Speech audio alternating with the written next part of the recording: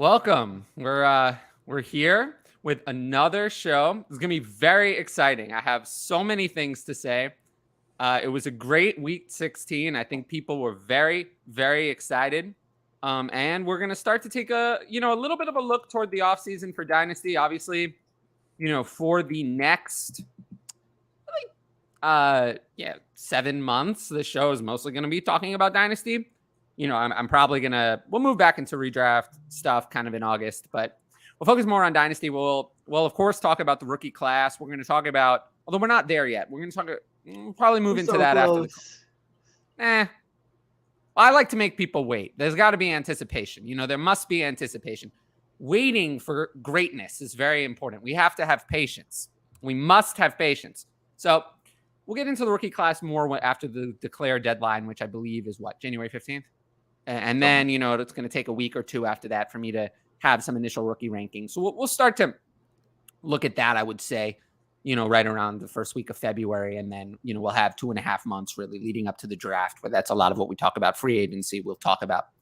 But, the key thing is that in Dynasty, you can gain an advantage. Right now, you can gain an advantage because some people are not paying attention. They're not paying attention. And there are players who emerge over these last few weeks who kind of go under the radar as people start to check out. So that's some of what we're going to talk about today. Players who are, some we know, some we might not know. Some names are familiar, some less familiar. So we're going to learn about those players. We're obviously still going to talk about what happened in week 16. We're going to talk about leading ahead to week 17. We know championships are on the line. We want people to win those championships. I hope no one plays in week 18. Because then I'm not going to be helping you. But yeah.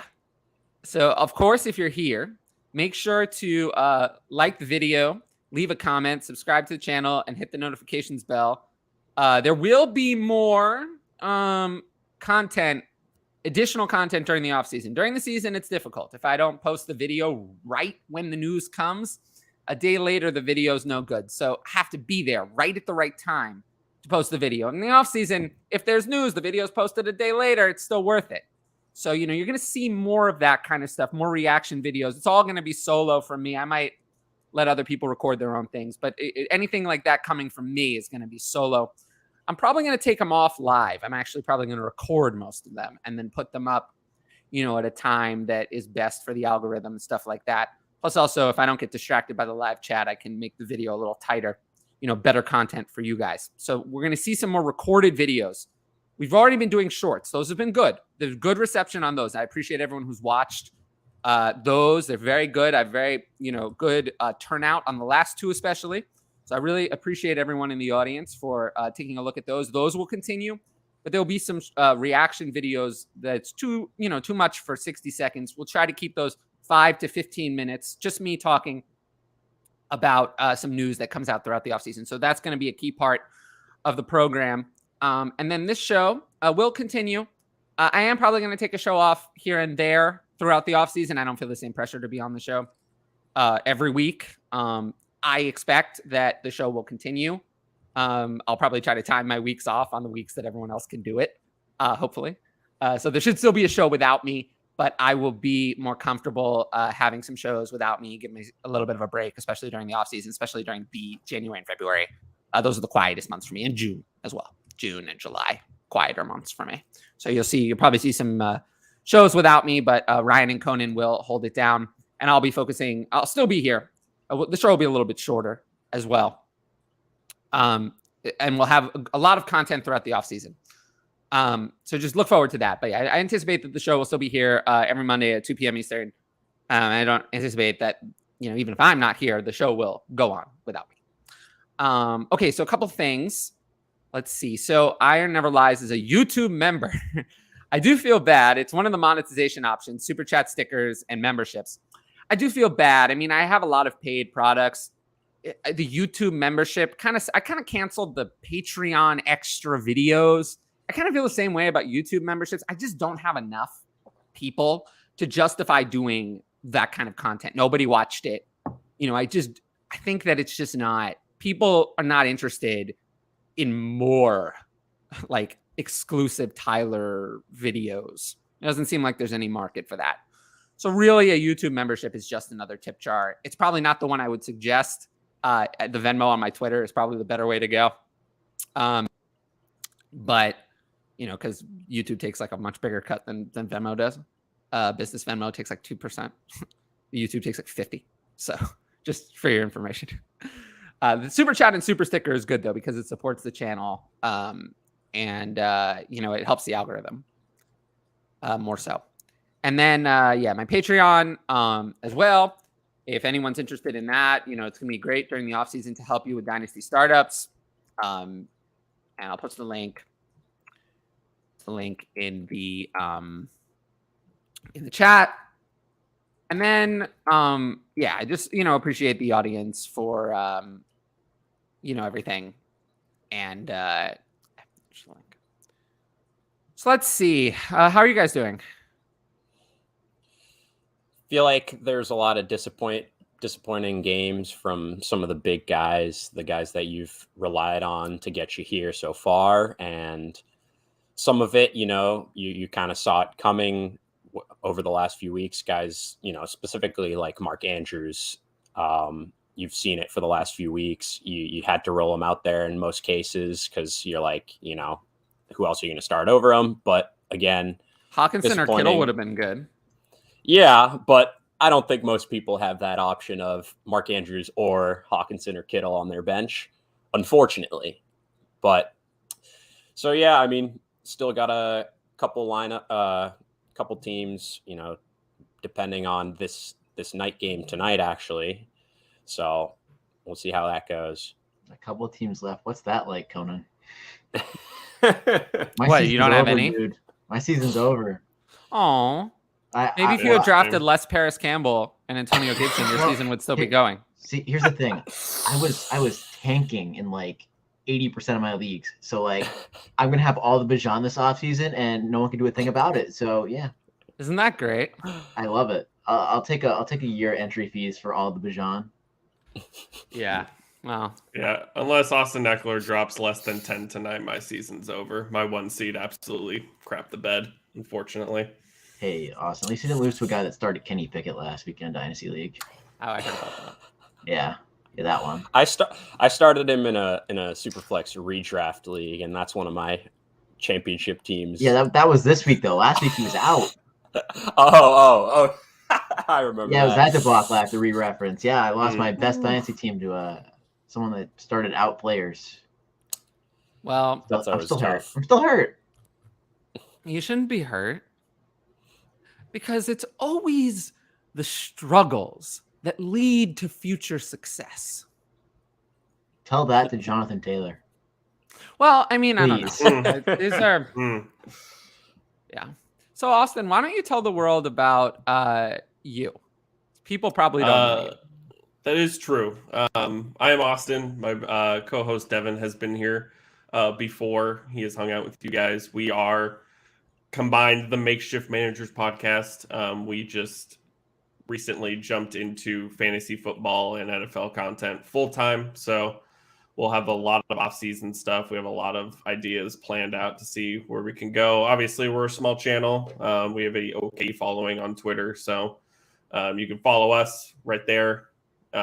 Subscribe to our YouTube channel. We're live every Monday night, which might be changing soon because day jobs are changing between the two of us. But for now, you can find us every Monday night.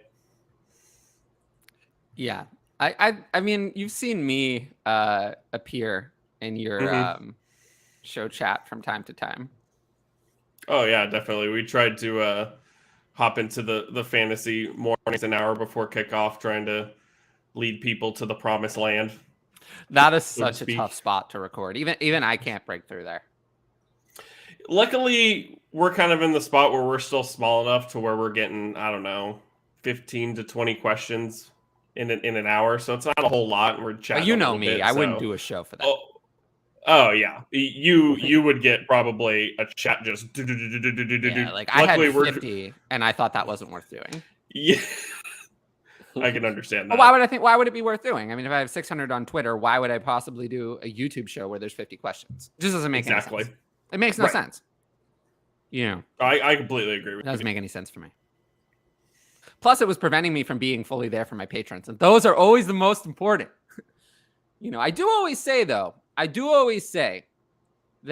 I won't answer every question on Twitter. But if you ask and this is always something I tell people to do, and some people do this, Iron Never Lies is one of them. If you ask your question in the YouTube comments and it starts it, I will always reply to you because that actually helps me. Answering the question on Twitter actually actively hurts me, as weird as that is, because the Twitter algorithm thinks that I'm spamming if I answer too many. So like if I answer all of them, that actually actively hurts me on Twitter. But on YouTube, it doesn't. On YouTube, it doesn't. Earlier this season, you got like you had to jump accounts because you were spamming. Oh, no, that happens all the time. That's a part of the reason. Yeah, no, Twitter thinks that I'm a robot because I'm so good at answering questions quickly. So Twitter thinks I'm a robot and cancels me. And then I have to go on. But now with Mr. Musk, there are new problems. Now it's everyone's having problems, not just me. But yeah, if you ask a question in the YouTube comments, not in the live chat. I mean, you can ask the start sit question in the live chat, but unfortunately, we don't do a show that's really in start sit time. If you ask your start sit question in the YouTube comments, I will always answer it because it helps the algorithm for me to answer it more than anything I could ever do on Twitter. So, and I always appreciate anyone who takes the time. I have 31,000 Twitter followers. At this point, it's not. Yes, I appreciate everyone who asks a question, but I'm going to get hundreds no matter what I do. Even if I don't ask for them. I get hundreds if I don't ask for them. If I ask for them, then I get another 600. But if I don't ask for them, I get hundreds of start sit questions during the season. But I appreciate someone who takes the time to like seek out my YouTube and ask on there. Because that's like really actually supporting me. So I do appreciate that. So I always answer those. It's a quick way. If you don't want to spend money on my Patreon, it is a quick way to get your start sit question, like a guaranteed answer for free. I don't know about that. Yes. I don't know about that. I don't think so. Fantasy-wise, yes. I think I've learned this lesson. I don't think so.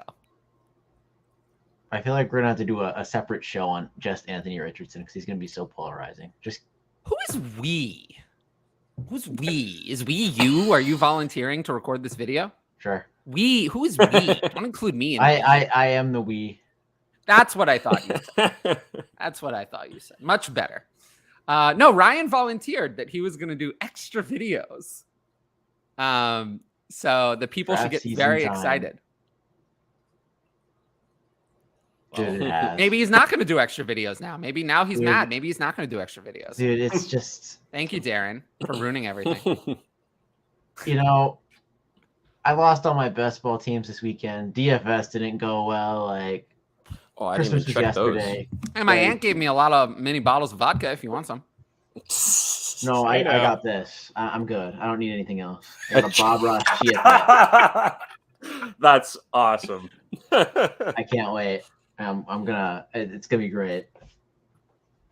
A what? A Bob Ross Chia Pet. Do you not remember Chia Pets? What's a Chia Pet? Oh my gosh. What? You don't know what a Chia Pet is, bro? Is that something that I've never heard of it? You water, then it grows, dude. I forgot you don't watch TV, but like back in the day, dude. What the fuck is wrong with people? Probably mid 2000s. Mid 2000s. So wait a minute. You're saying that you bought something, you water it, and then it grows? I didn't buy this. This was a gift, dude. Why not just buy a plant? Because how many plants have Bob Ross's face on it? Yeah, but plants are like nature. They're like exciting, This they're is nature like... too. Look at Look at his hair. No. It doesn't feel like nature to me. Plants add like a greenery to the room, and this just adds like a waste of space. I don't know why I would want that. No.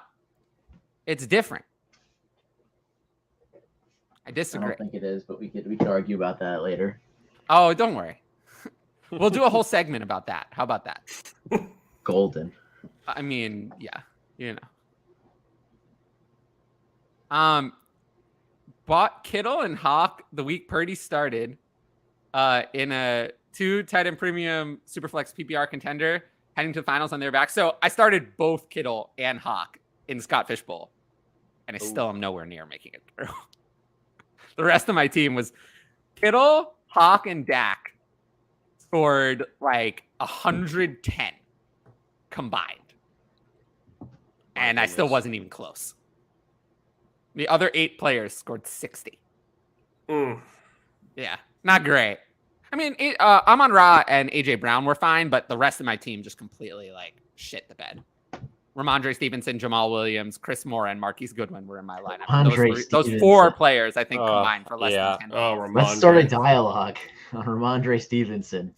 Hey, I wouldn't have made it through in, I think, round 3 without Chris Moore. So, I can't get too mad. I mean, honestly, I'm not that mad. There's no lineup I could have started this week that would have gotten me anywhere close, let alone in the playoffs. I mean, they were cutting from, 500 to 30. I mean, I'm at 83 right now. 83. So I didn't make it, but, maybe I'll probably fall a few more spots somewhere around probably 100 after tonight's game, 100, 120. But I mean, it is what it is. I was a Cooper Kupp team. The fact that I was able to make it this far is pretty good. My second semifinals. Good for you.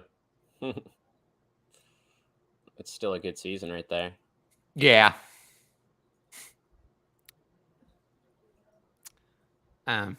Mike White or two. Oh my God. Hey, we've gotten there. No, we haven't. Yeah, we have. Tua's a buy low for me. I People are thought running. I thought this is a start-sit question. Oh, this is a start-sit question? Oh, it's Mike White. It's Mike White. Next week, Mike White's playing Seattle. Tua's playing New England. It's Mike White. Yep. Right there. Tua is a buy low for me, though. Yeah. Because it's Mike White. Against Seattle, Mike White's going to be a top 12 quarterback in my rankings, almost for sure. It's easily Mike White. It's really not that close. I'm not playing Tua against New England. Can't do it. Not after this week. But Tua, it's brutal. The Dynasty quarterback landscape is brutal. I feel like at this point, it's tough. I think that at this point, Dynasty Superflex startups are very, very unfair because there's really 10 players that are so far above and beyond. And then everyone else is miles down that if you are 11 or 12, you're so screwed. You're screwed from the start. You are screwed. And if you do a startup from the 11 or 12, I can do my best to give you the best team possible.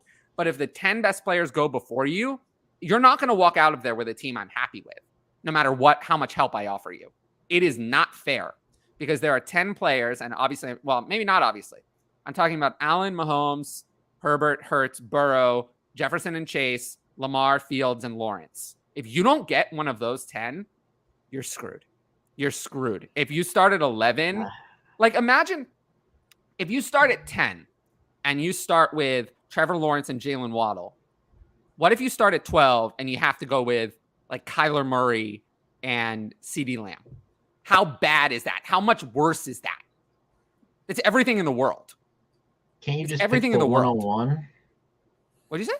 Can you just pick the 101 at 111? The upcoming 101. Oh, I don't know. That's not always. I'd put Bijan in that group. So would I. I guess you could put him there. And I guess that softens the blow.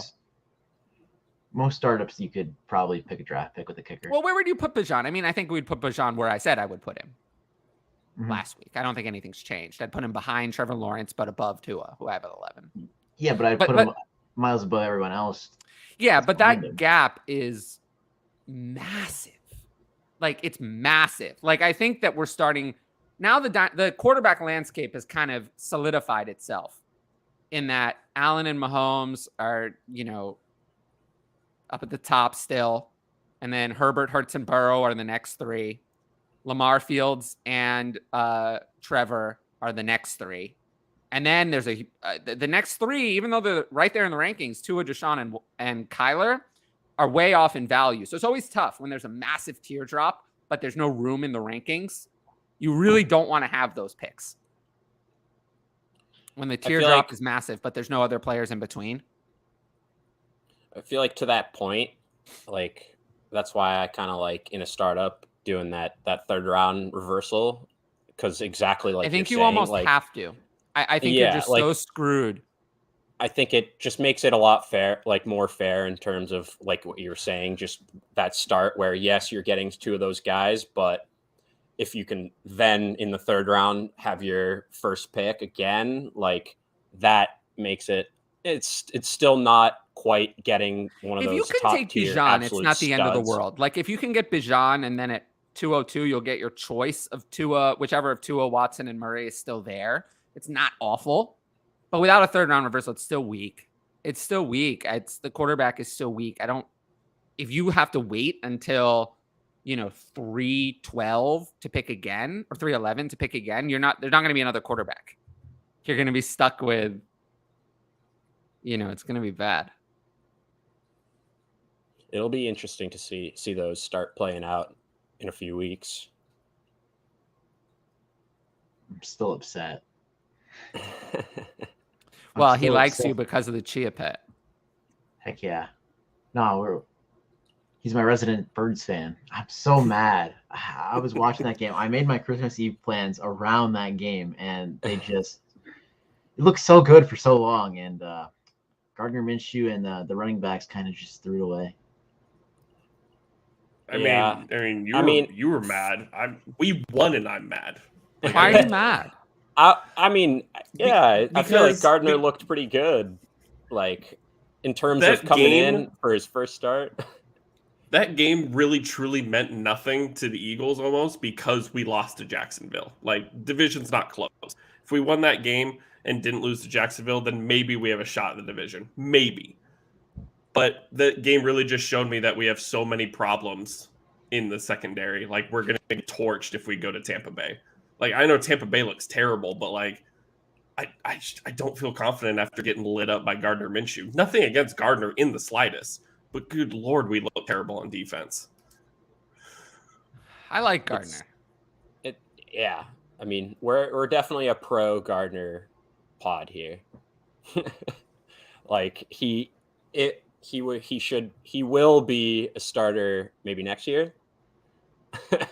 I don't know, but yeah, I feel like I totally understand where you're coming from, Austin, because like watching that game, you're going up against, a guy who hasn't made a start all year. He's made 2 starts for this team ever, obviously, and it's just like, yes, you won the game, but I don't see how you could like feel better than before the game or anything about it. And it's like, well, what about this statement? CD is much better than Waddle. True or false?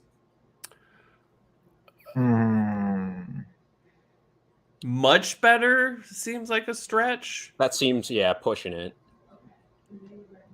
Is CD better than Waddle? Maybe, but much better seems like you're putting too big of a gap between I mean, CeeDee Lamb was a big disappointment until the bye week, and then all of a sudden he's been crushing it as of late for sure. No, I mean it's very clear what happened. They went into the bye week. It was obvious that there was a problem, and then they came out of the bye week and suddenly it was fixed. Like before the bye week, he was pacing for over a season 89, 182, and 6, which is fine. But it's not what you would have wanted from CeeDee Lamb. After the bye week, he's pacing for 119, 15, 81, and 12. That's more like what you wanted. That's the CeeDee Lamb. That's the Dynasty wide receiver 3 you thought you were getting.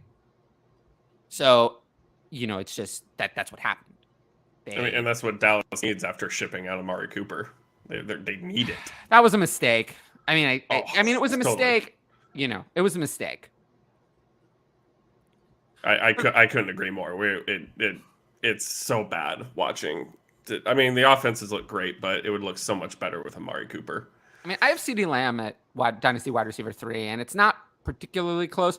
I am debating, I am kind of debating, like, in a super flex, like, does CeeDee Lamb belong in with, like Kyler Murray, Deshaun Watson, Tua? Like, should he be above those players or below?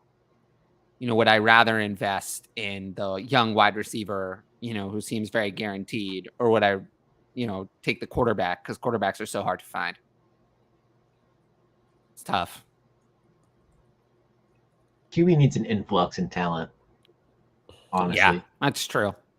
I don't know. I mean, if I have get Kenny Pickett at Dynasty quarterback 15, something's not right. I don't think we're gonna get. I don't know if we're gonna get it this season. I don't know if Bryce Young is the truth. Next year we'll get it though. So I mean, I think we talked about it a little bit last week, but we're gonna have at least 2 quarterbacks immediately jumping into Dynasty top 12 or something. We were saying, like right at that 11, 13. There's a big drop off from right 12. Yeah, so it's like after Dak, it goes off a cliff very fast. But it's nothing that is like crazy. Someone's hopping in very clearly into the top 10. Like we're really excited, or even a couple guys like there that. isn't that Nothing. guy this year. Exactly. There's not that guy, but it's better than last year. Yeah, it's better than last year. Hey, 2024. There's 2 guys that are gonna go. I mean, Bryce Young, I feel like is not gonna totally whiff. No, I mean we're putting them right outside of QB1 range in Dynasty. I mean, like, if I told you but... now that Bryce Young would have Jared Goff's first 7 years, you would take him, even higher than he's going to be ranked. I told you that's what you were going to get. That's valuable. That's very valuable. Jared Goff has had 6 years, 5 of which he's been, top 15. Including this year. The rookie year is terrible. Very common. So, that would be very valuable. And that's Jared Goff, who nobody thinks is all that great. So, he doesn't have to do that much to pay off being picked. And we know the ceiling is higher than that. Oh, absolutely. Quite a bit. The ceiling's higher than that. I don't think the ceiling's very high with Bryce Young. That's why I don't want to pick him that high. I mean, we all know where he's going too. My thing is where's Stroud going? I have no idea where he's going to go at this point. We don't know. I mean, if the Texans win one more game, they could fall out of the number 1 overall pick. Seriously. Who left on their schedule? Houston? Houston Jags next week. Well, they're not going to win that one. That's an out. And the Colts. They could beat the Colts. They could beat the Colts. Or they could tie again. Oh man, if they fall out of the number 1 pick, because then that gives someone the opportunity to. Well, because then we get in that situation where Chicago has the number 1 overall pick and isn't going to take a quarterback, so then they can trade it away for a king's ransom. And by the way, they absolutely should, because they need many players. There isn't that. There's no what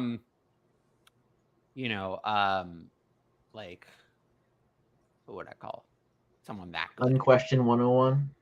Well, sometimes it's usually a pass rusher. There isn't Will Anderson is probably the closest up to there. Or something. And there's no Nick Bosa in this class, even though Nick Bosa didn't even go number 1 overall. There's no Trayvon Walker. Am I right? That was embarrassing. I can't believe my Aiden Hutchinson was so good. I mean, he was right there. It was so obvious that he was the right pick, and they just went another way. Dude, if you would have just said arm length, you would have Miles hit Garrett. There's no Miles Garrett in this class. Will Anderson. No one who's a stone cold generationally good pass rusher like that. No. There's no. Look at the first 3 years of Will Anderson, or the first 2. It was that Miles Garrett level tape, but this year I just don't know. It's a little fall off. So we'll see. We'll see if they value him that way, because they very well could.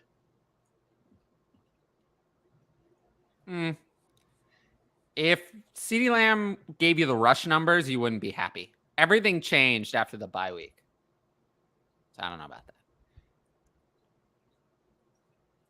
that. Let's see. Traded Kyler Bellinger and got Tua and 23 third. Then used the 3rd to get Jeff McKinnon. This is I'm good with it. Blah to me. Well, if he wins the championship, well, then it's good. Well, he's in the finals, so. Well, then that's good. Hypothetical. If Waddle's on Dallas and Lamb is behind Tyreek, who's better? I don't even know. I'm not sure that much would change, to be honest with you. Mike McDaniel's a much better coach. True. probably get. And I feel like Waddle is like a better fit in that offense too. Like it's hard to like just be like, okay, like if we just plop them in these separate places, it's like what's going to happen. I don't know. It's tough. I do think CD is better, but not like miles ahead. Yeah. Also, yeah. So what about traded? Oh, okay. Oh, T-Law. Yeah. Great. I love those players. So I do think it's interesting though. Like Tua is very frustrating if you're in Dynasty. I don't know what you do about it. But you probably just have to hope for the best, right? It just bothers me when I'm watching some of these games. And obviously, I sit here and, judge $1 million players, but some of his reads yesterday. I don't want to hear about that. I don't want to hear about that. I mean, we saw he threw the interception. Tua threw the interception yesterday. Mm-hmm. There was no receiver on the last one. It was to Raheem Mostert, allegedly. Raheem Mostert was nowhere near where the ball was thrown. Yeah. He didn't even look. He just threw the ball. It's almost, so he didn't look. It's almost as if, and I heard someone else say this, and I think this is very accurate. He actually can't do anything with his brain. The brain is not working. He just does what Mike McDaniel tells him to do. Mike McDaniel said, you're going to look here. You're going to look here first. Then you're going to look here. Then you're going to, if the first look wasn't there, you're going to throw it here on this play. And he did. He looked there. First look wasn't there. He went to the next look and he threw it. He didn't think about it. He didn't look. He just did. Mike McDaniel said XYZ. I'm going to do XYZ.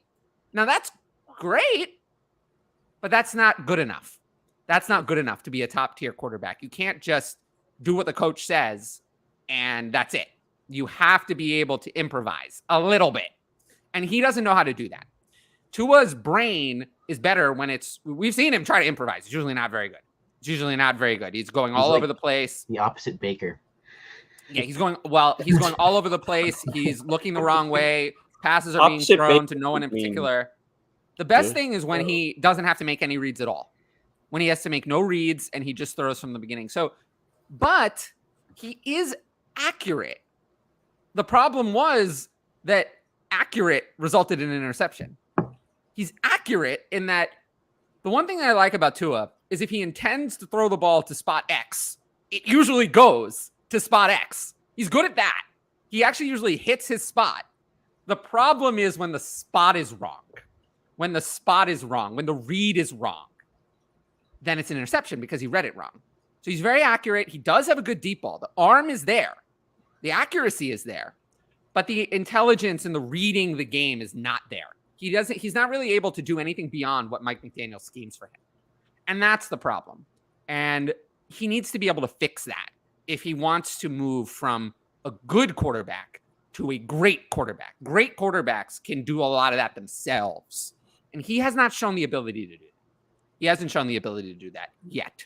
Year 3, he still could. That's something that can develop late in a career. That's not something I'm willing to write off after 3 years because it's the arm talent usually. Like Zach Wilson is just done. The arm is not there. It's inaccurate, all over the place, yips. You write off someone. The arm's not there. He's plenty old enough. He doesn't need to make his arm stronger or more accurate. That's just not going to happen.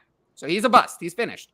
Whereas Tua, the arm is there. That's the part that you can't really learn how to have accuracy in the arm. You can, but that's a tougher hill to climb. He has that. He just needs to process the game a little. I wouldn't even say faster. He just needs to process the game at all. He's not really doing that. So that's a step he needs to take. Him and Mike McDaniel, who's an excellent coach, I think. Mike McDaniel schemed good plays in this game. The one to Waddle, that was great motion by Waddle going across the field, and then he had a good blocking concept behind, and Waddle broke that for a touchdown. So that was a great play that he schemed. There were a couple other ones where Tyreek got open deep. He's using route concepts to, work to Tua's strengths. I mean, he's giving Tua every possibility to succeed, but it's the NFL. Things are going to go wrong. There are going to be defensive shifts you didn't expect. People are going to be in places on the field you didn't expect. And you can't just stick to the play no matter what. And that's what Tua is doing. And he needs to correct that if he's going to become a better quarterback in the NFL. Because right now, it's not good enough. I like most. I mostly agree with everything you're saying. It's just like I, I feel like a lot of the throws he makes and completes, I'm just so unimpressed with, though. Like, yes, he had an 80+ yard You can be touchdown to unimpressed, Jalen Watt, but but there are it's so like many quarterbacks who can't make that throw at all. There's so many quarterbacks yeah, who can't. and Make that's the thing. Like, That's I don't why think I can't be that upset. But it's like as hard as I it's am like, on him. Like you don't. Dolphins fans don't know how good they have it. Like yeah, watch 1/4 of Zach Wilson. Like yes, Tua's only able to make the easy throws, but he makes the easy throws. At least the ball goes to the spot. Zach Wilson, it goes 10 yards in another direction or doesn't get there at all. Like, we're starting from good. There's a lot of good here, but we need to work on a few things if we're going to get from good to great. That's all I'm saying.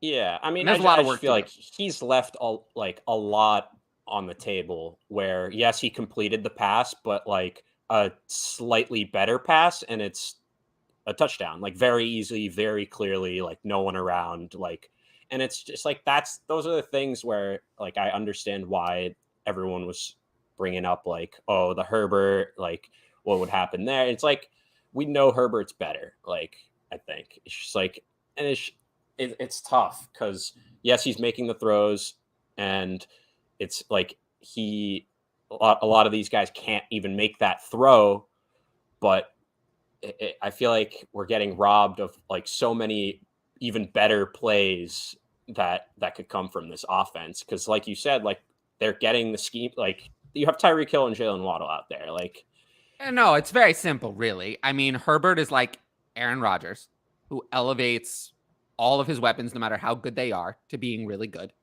And Tua is like Kirk Cousins, who makes good weapons good and can't do anything without them. It's very simple. I mean, that's what they are. That's the difference between the two players. There's a difference between being able to execute with good weapons and having them succeed. A lot of quarterbacks can do that. And being able to succeed when things don't go your way. And he's not on that list. He's not able to do that. But Dynasty quarterback's brutal. You want Deshaun Watson? I mean, that has looked so excellent, right? You want that? I mean, Kyler Murray, I mean, how good did he look? And now an injury. I mean, I don't know. Do you want him? Is that better? I don't know. So what about Dak Prescott? I mean, he's almost 30. He's going to turn 30 in the offseason, and he's looked kind of hit or miss throughout the year. I mean, there's some games are good, and then some games are really bad. And then the other games, the other third, are like game manager games. He's fine. A lot like Tua that we've been talking about, but he's 5 years older. So it's like, do you want him? And then who else is there? There's no one else. Like, it's tough. You have to accept these players that have warts, and you have to put a high draft value on them. It's Superflex is brutal.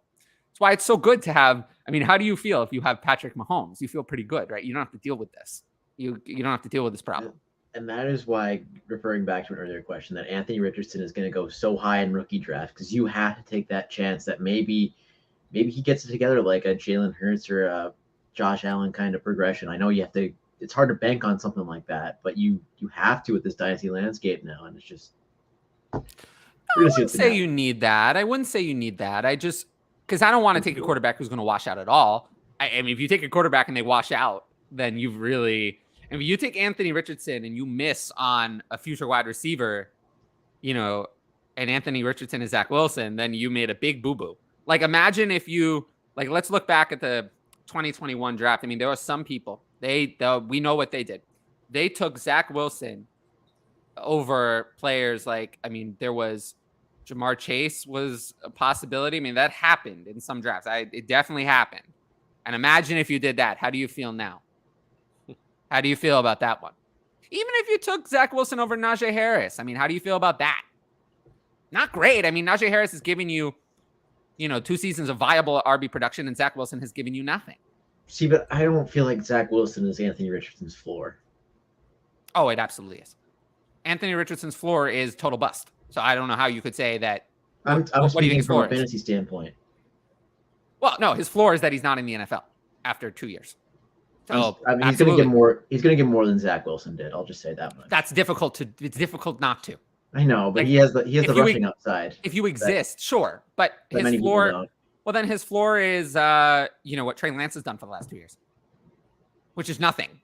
Well, let's move on. I can't take any Trey Lance slander today. Oh, I have more about Trey Lance, by the way, because Trey Lance is going to be shown. You want to know who my two highest? So Underdog does a rookies and sophomores contest. Do you know who my two highest exposed players were? Would you? You know him. You could take a guess. Paris Campbell and Antonio Gibson. No, he's not a sophomore. Oh. Paris Campbell's no.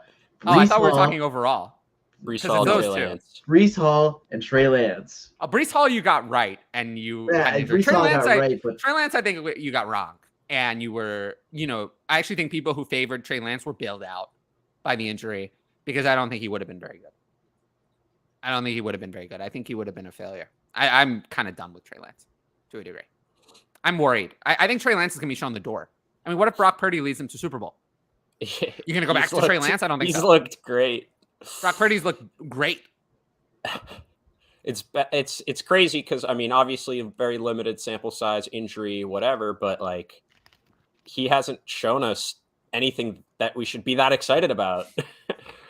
Like even in that very limited sample size, and we've gotten now a similar, at least, sample size of. I love Brock Purdy, and he's doing good things. Not helping the team win, obviously, which he's doing that, but even from a fantasy perspective, he's doing pretty well. And like a lot of managers plugged him in and are, have been happy with the results the last. Trey few Lance weeks as their is QB2. Terrifying to me. Yeah, I completely I am agree. so terrified. Like if I roster Trey Lance. I just don't feel like there's no guarantee that he's going in and he's going to be their starter. Like they have a guy that's already brought them to the Super Bowl, and they have another kid that's potentially about to bring them to another Super. Like, how do you start the guy? Yes, that you gave up picks and he's supposed to be your guy, but like, how do you start him over these other two quarterbacks that you've seen succeed on your team? I will say that Brock Purdy is not just, he's had a few good games. He's playing in San Francisco. No. He's actually been good. He's been legitimately good. While we're talking about the 49ers, I'm going to bring something up real quick. I never want to hear Kyle Shanahan called an offensive genius ever again. Why not? What do you mean? I disagree. Because he misused George Kittle all year. And look what happens when you use him in the receiving game. Look what happens, Kyle. misused him. He misused him, and they're 11-4. It's going so poorly.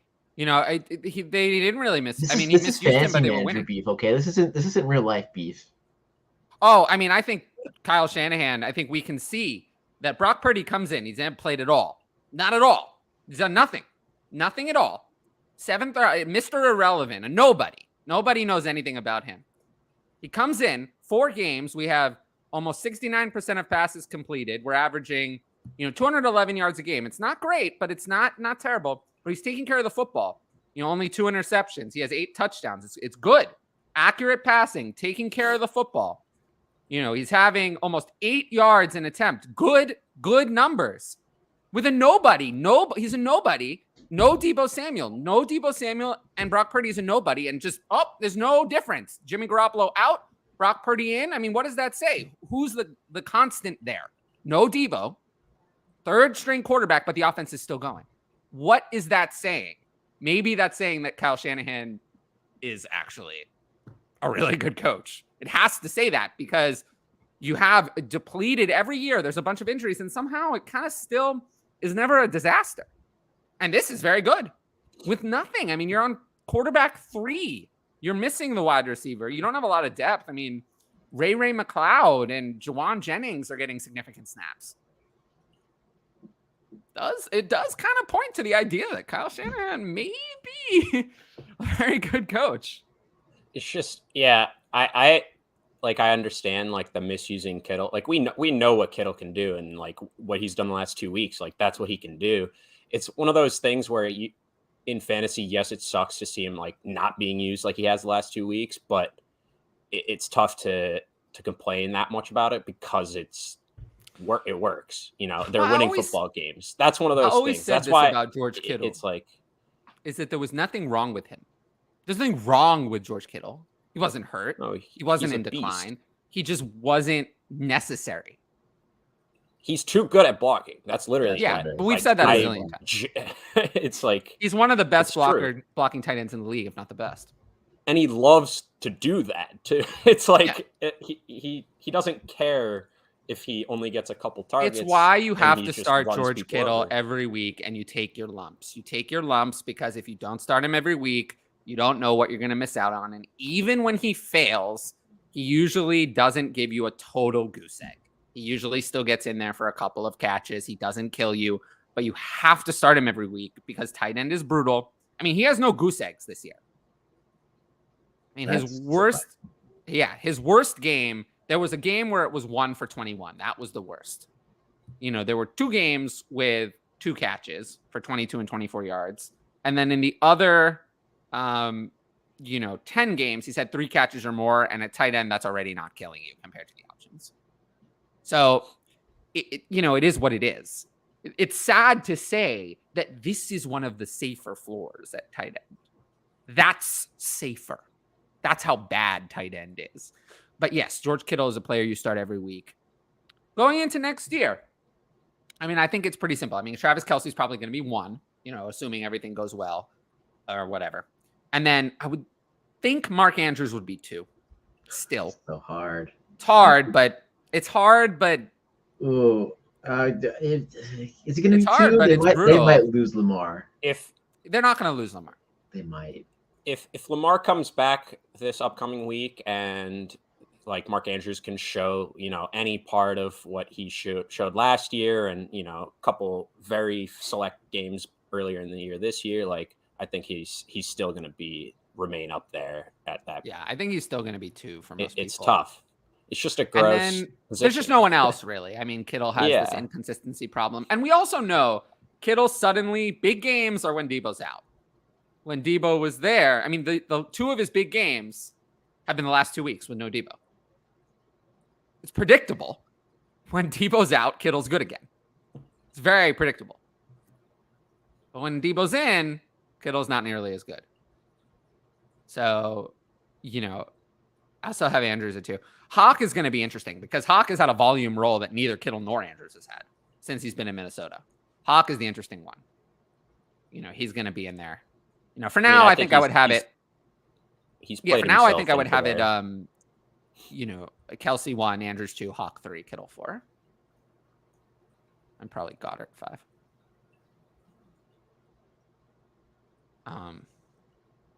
Where are you ranking Jonathan Taylor entering next season? So we can say this is a good one. This is a good question. So we can take this in a 2-parter. In Dynasty, I have him at 3.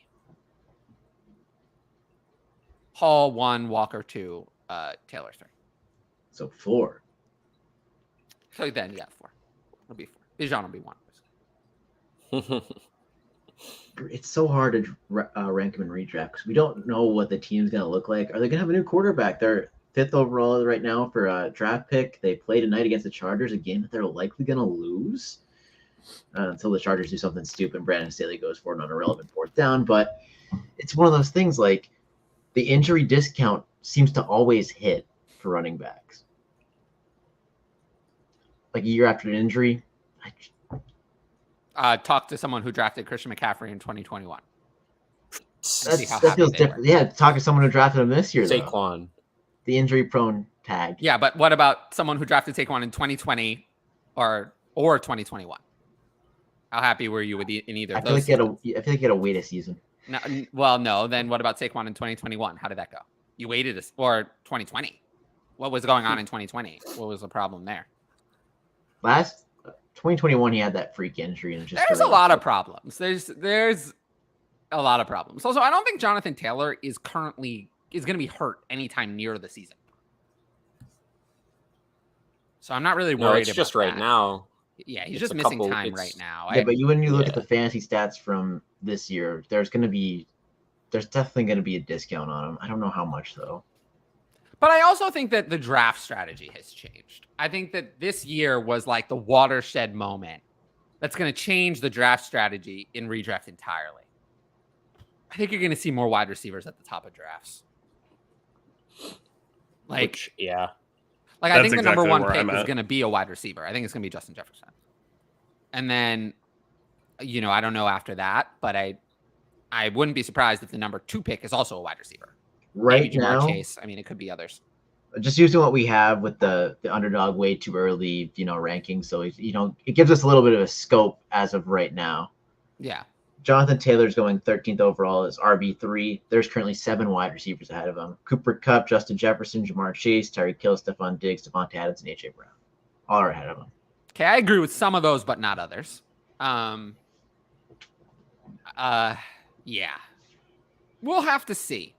We'll have to see. We'll have to see how secure these wide receivers are, especially how Stephon Diggs and Devontae Adams finish this season, because we're having some problems with those two. Especially Devontae Adams. Devontae Adams is very concerning to me. Stephon Diggs less so. Well, especially if nothing changes for the Raiders next year. Like what? What is going to change? What are they going to? Well, that's what I'm saying. Like nothing is most likely going to change. So what do you think about Adams next season if he's still with Josh McDaniels and Derek Carr? Yeah. Something is going to change. Josh Jacobs is gone. Oh well. He made but that anyway, very clear. I think the point of the point of this question is Jonathan Taylor for me is certainly not going to be locked in. He's not going to be number 1. I mean, is Bijan Robinson going to be number 1 in redraft? Depends on where he goes. I think there's a possibility. Ooh. I think there's a possibility. I mean, I can't see any universe where I take Breece Hall over Bijan Robinson coming off an injury. So who's going to be number 1?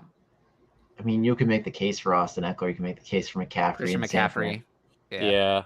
I think in redraft, there's guys that we're going to trust more that have been around. I do think that the first 3 or 4 picks are going to be wide receivers. For now, I think I would have Justin Jefferson 1, Tyreek Hill 2.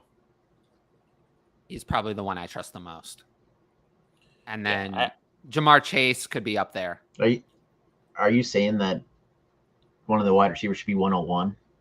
In redraft? Yeah. Oh, Justin Jefferson is 101 easily. It's not close. He's going to be the 101 for everybody. Disagree. How can you disagree? I don't think there's anything to do. I mean, he almost said Kelce. No. Yes. No. Yes. Maybe he can be 102, but Justin Jefferson's going to be 101. He for almost provides everyone. So much of a boost over, tight end 2.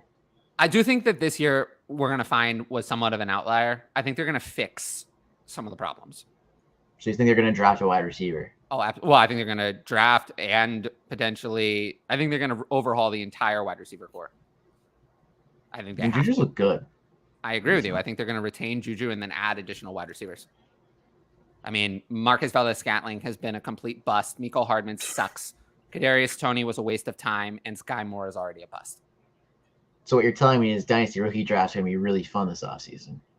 Yes. If they draft a first-round wide receiver, everyone's going to go nuts again. We're going to have Clyde Edwards-Helaire all over again. Oh, yeah, no, absolutely. And I do think this we're player heading is good coming out.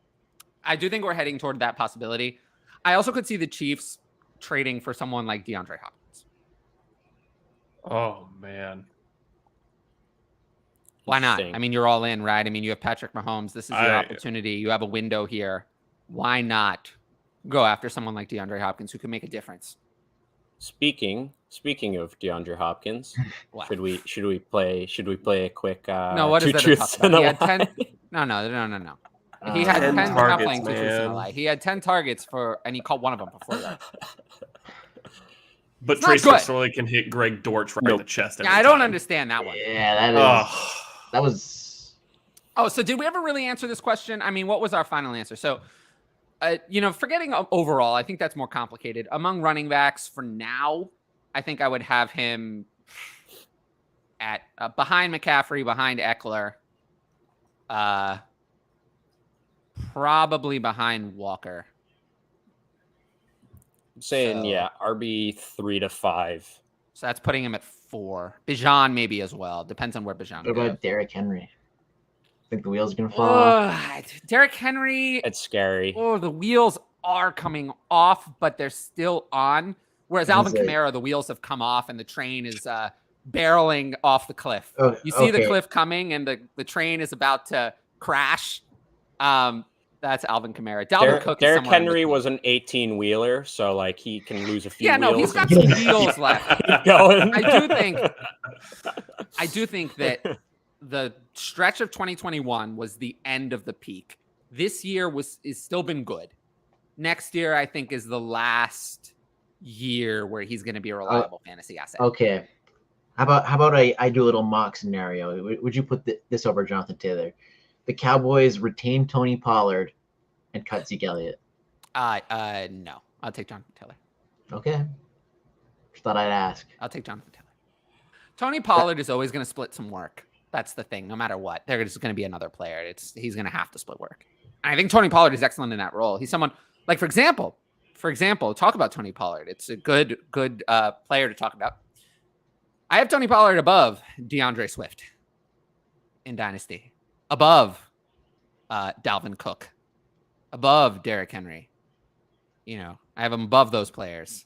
All right. I want you to take a guess because I was looking at I know I brought the underdog rankings up before. I want you guys to take a guess what RB Tony Pollard is currently going as right now. 11. For next year, right? For next year. Yeah. 11. 7. I mean, I'm in Tyler's range, like 10. He's tied for RB6 with Kenneth Walker. Oh, I told you. Wow. People. That's the thing is he's said it, and we've seen it before when he's had that full role. Like he can't and doesn't really even want to have that ridiculous 25 touches or anything like that weekly, but he absolutely excels in getting 12 to 15 because he's so explosive and can catch passes, whatever. But it's just like I think people have seen what he can do and are assuming essentially that he's going to get like 20 plus touches going forward. I think I feel I knew that hype would be very high. It's just like as a dynasty manager too of Pollard, I know that's going to be somewhere where I might be trying to sell ridiculously high in the offseason.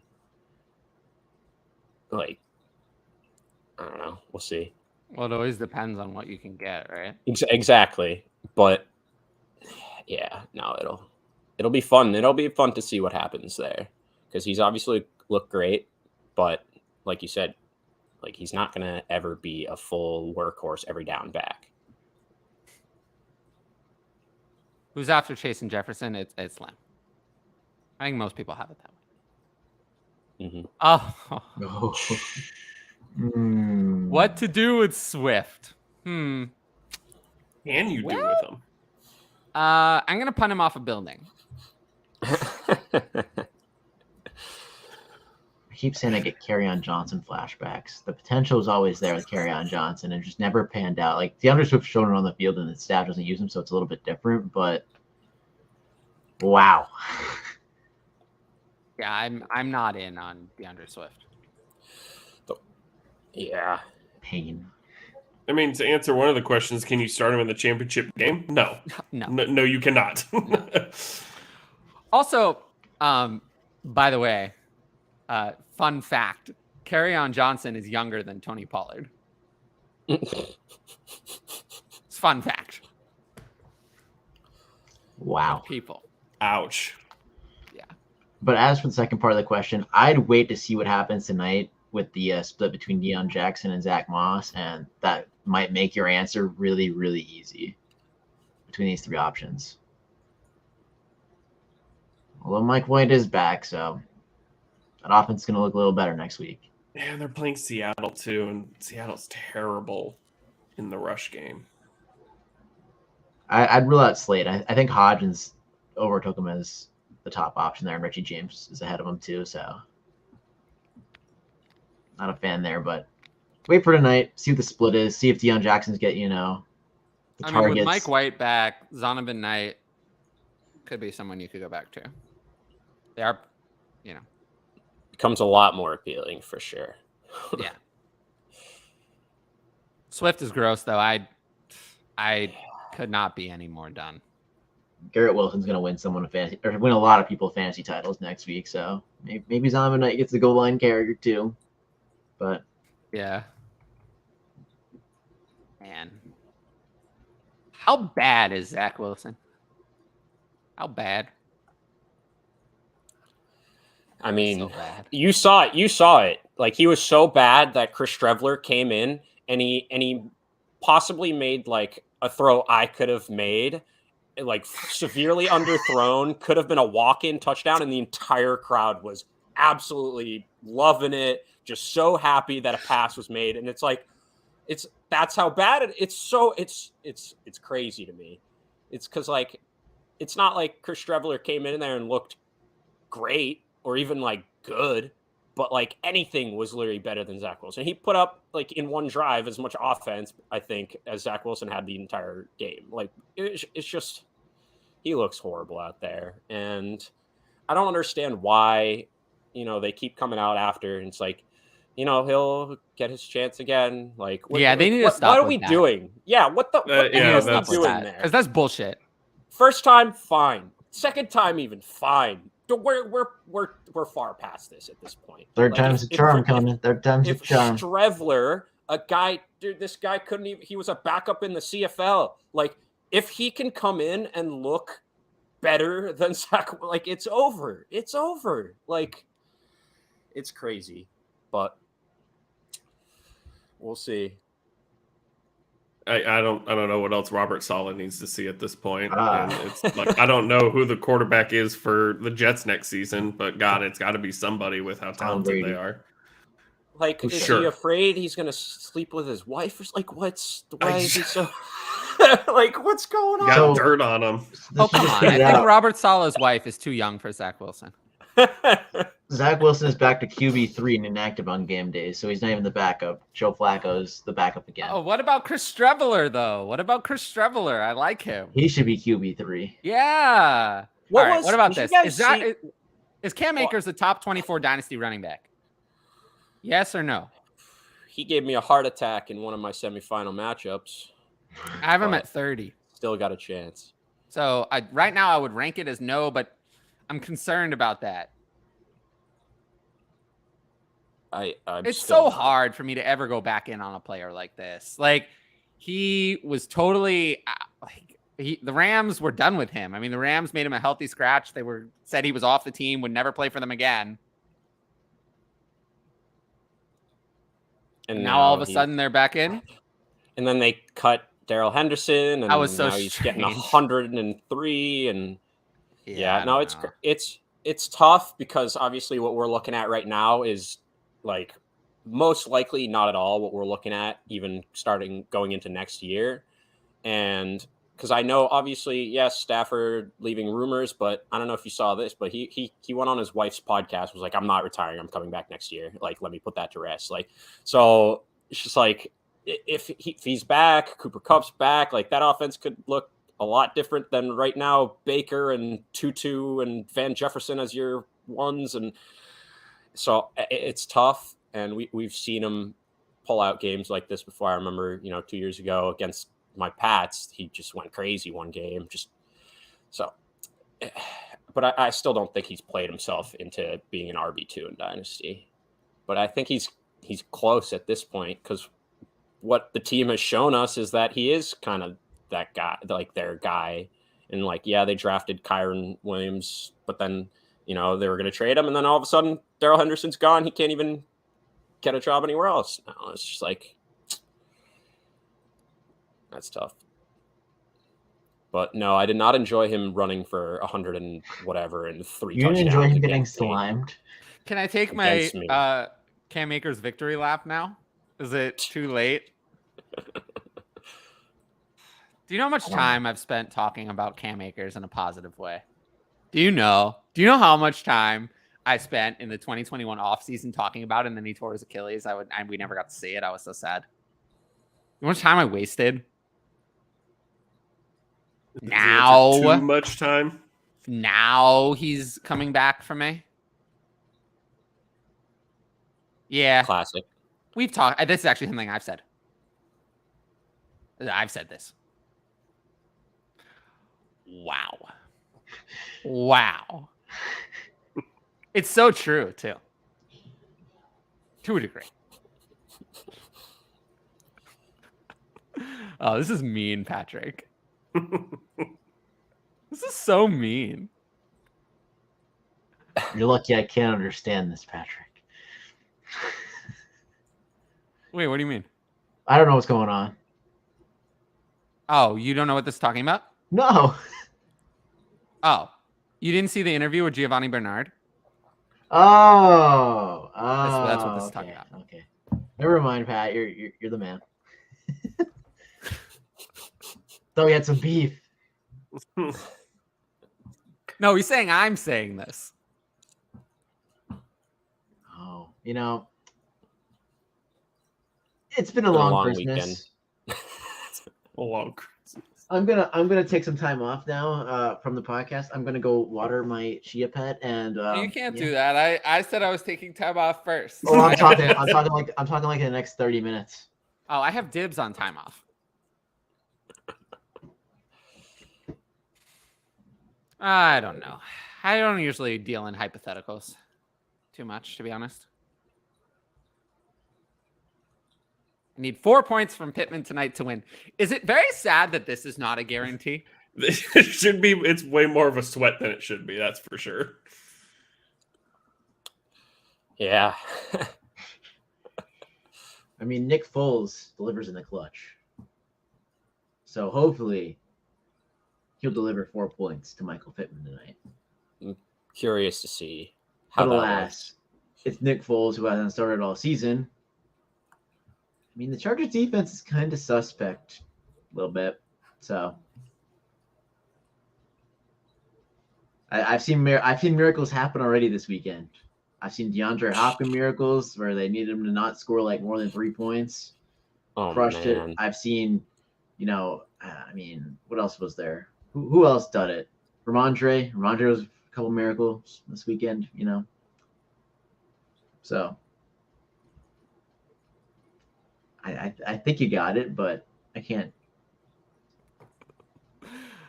Do we think that I want to hear everyone's answer to this question? It's very important to me. Do we think Jonathan Taylor is going to have to climb a few mountains this season, or will it be smooth sailing? Okay, I'm going to say a few mountains, but not Mount Everest-sized mountains. If you catch my drift.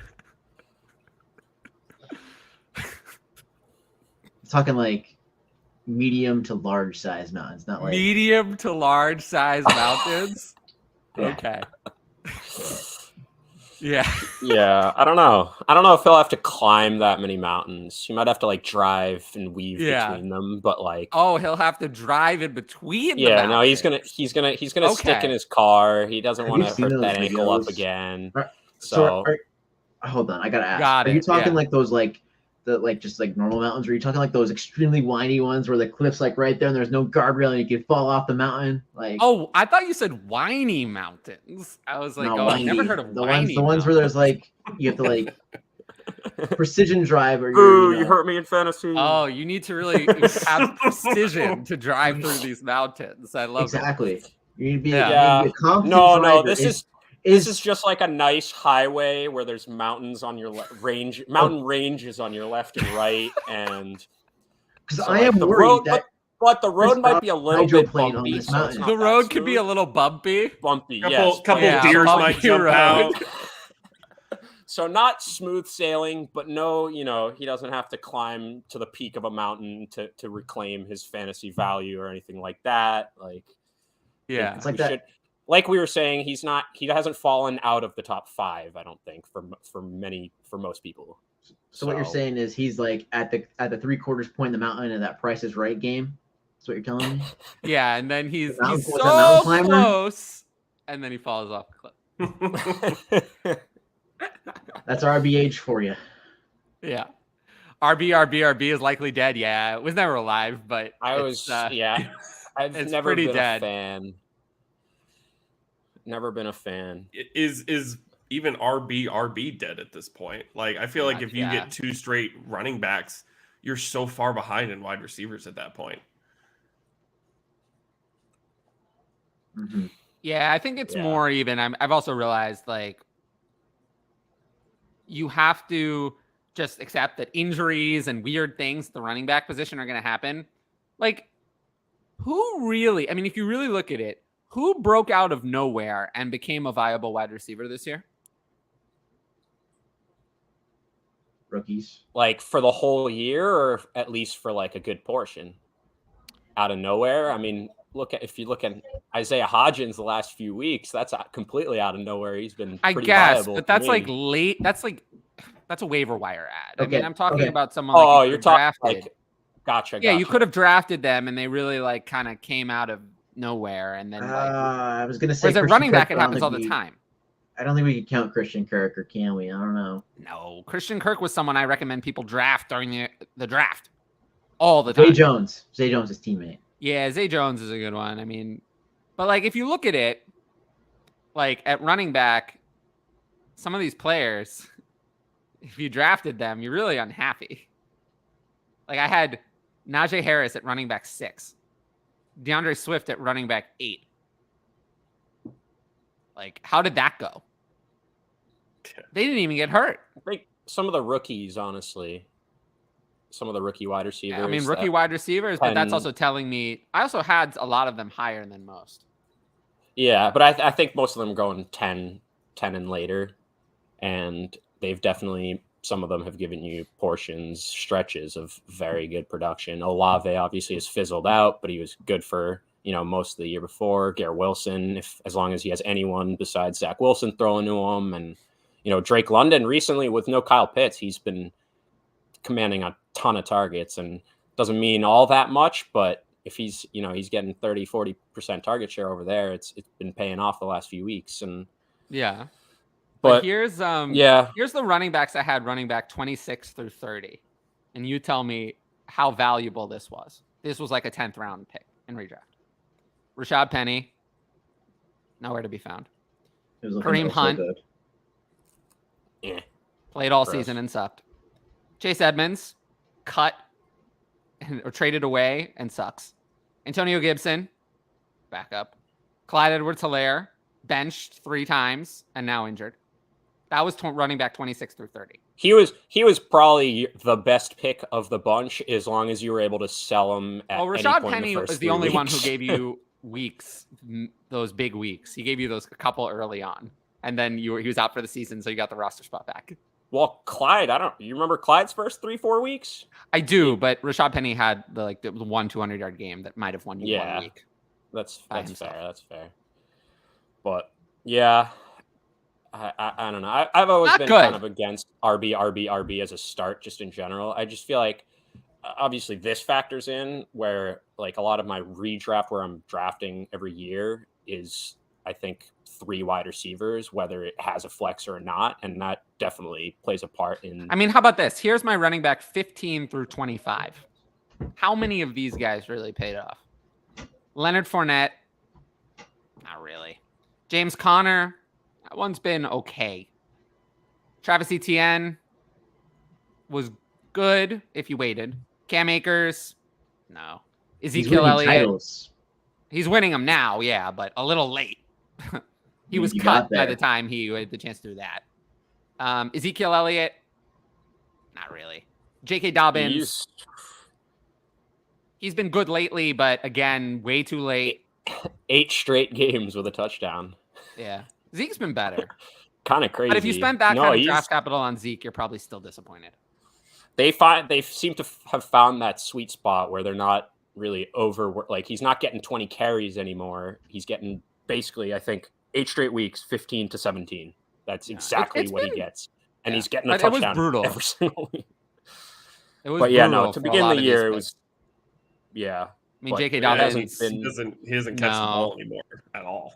Yeah, they've totally taken him out of the receiving game. Yep. After the first 5 weeks, though, RB 12, 9, 15, 9, 11, 15, 17. Like, yeah, he's been better. That's good. That's pretty solid. But been better. But yeah, it's not great. I mean, Josh Jacobs is really the only great pick in there because also Elijah Mitchell, AJ Dillon, No. Oh. Damian Pierce, not bad. No, you'll take it. You'll take the first part of the If season. you took him at RB25, you'd take it. But, if you had taken instead, here were some of the wide receivers in that range. DK Metcalf. It's pretty good. Hollywood Brown. It was good for a while. Brandon Cooks. No. Cortland Sutton. No. Mike Williams. Good when he played. Amon-Ra St. Brown. I was gonna say That Amon one Ra. was pretty good. I didn't realize he wasn't quite as high, but Yeah, the Terry Twitter world McLaurin. had a skewed with that. Terry McLaurin was pretty good. Chris Godwin. It's actually been pretty good when he played. Jerry Jeudy. Hit or miss. And then there's a few that are really bad. Here's a range of wide receivers. If you drafted them in redraft, you're really unhappy. Elijah Moore, Michael Thomas, Rashad Bateman, Darnell Mooney, Allen Robinson. That was my 26 through 30. Wow. Absolutely. Let me tell you that I thought I hit a home run when I drafted Moore and Michael Thomas super late in redraft. I thought I hit a home run. Absolutely brutal, because here's 31 through 35. Gabriel Davis, not so great, but still better than any of those. Christian Kirk, Devonta Smith, Brandon Ayuk, Juju Smith-Schuster.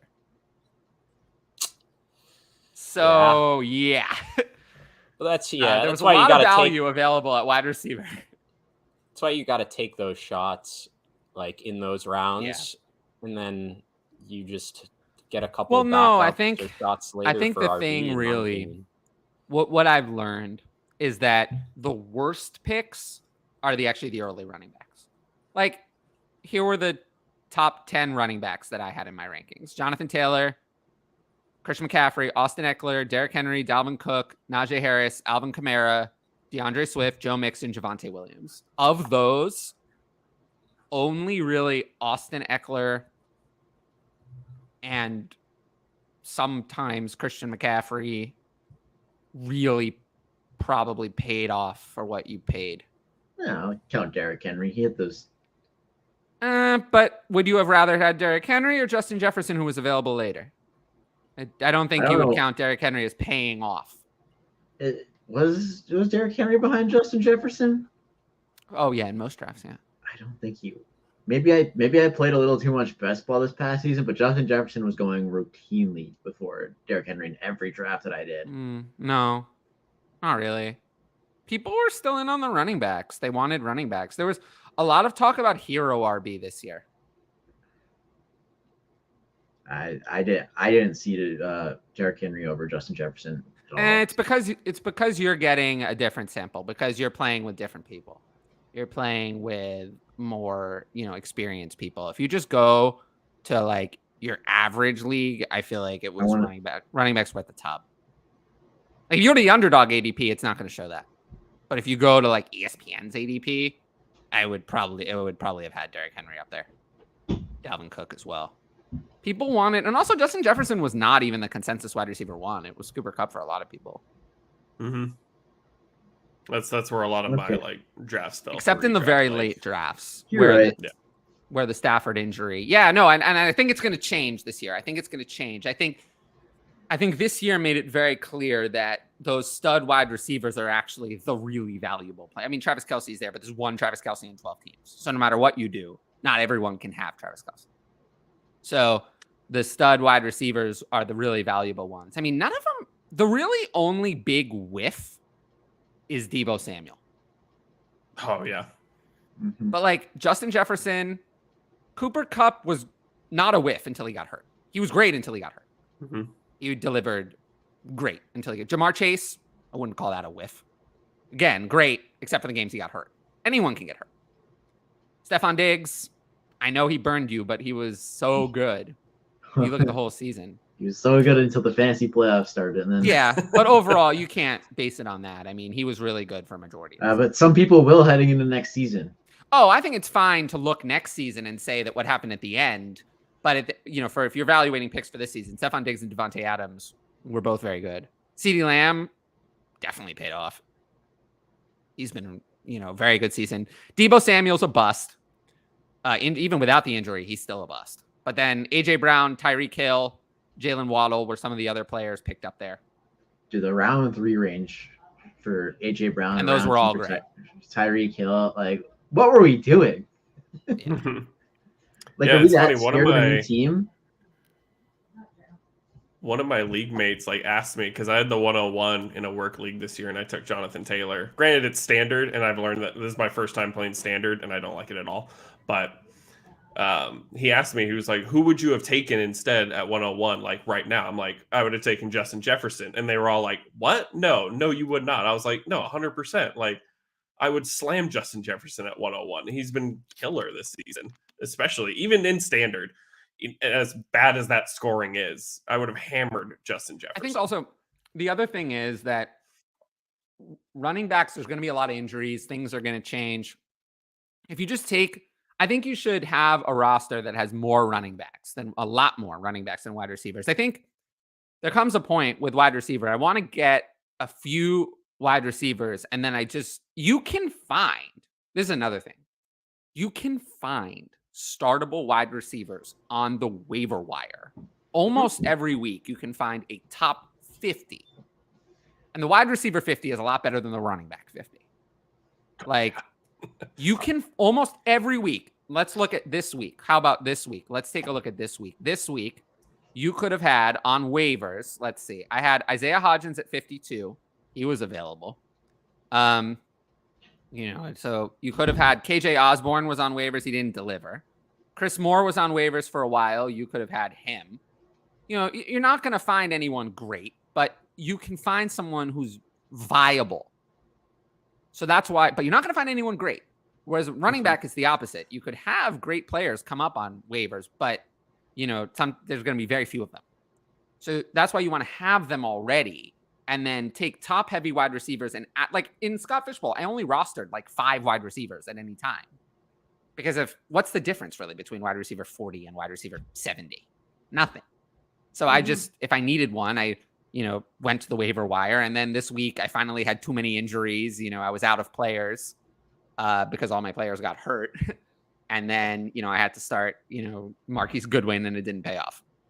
But right there with you. It is what it is. So, yeah, that's what I would recommend.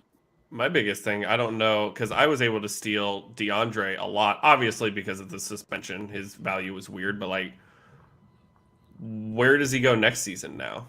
Is he a second rounder? Third rounder? Oh, no. Oh, no. First?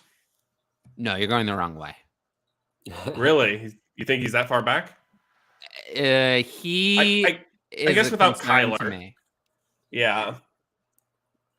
I've been preaching all season about Arizona and like their talent on offense and how bad Cliff Kingsbury is. Like, I would die for Kyler Murray. I love Kyler Murray.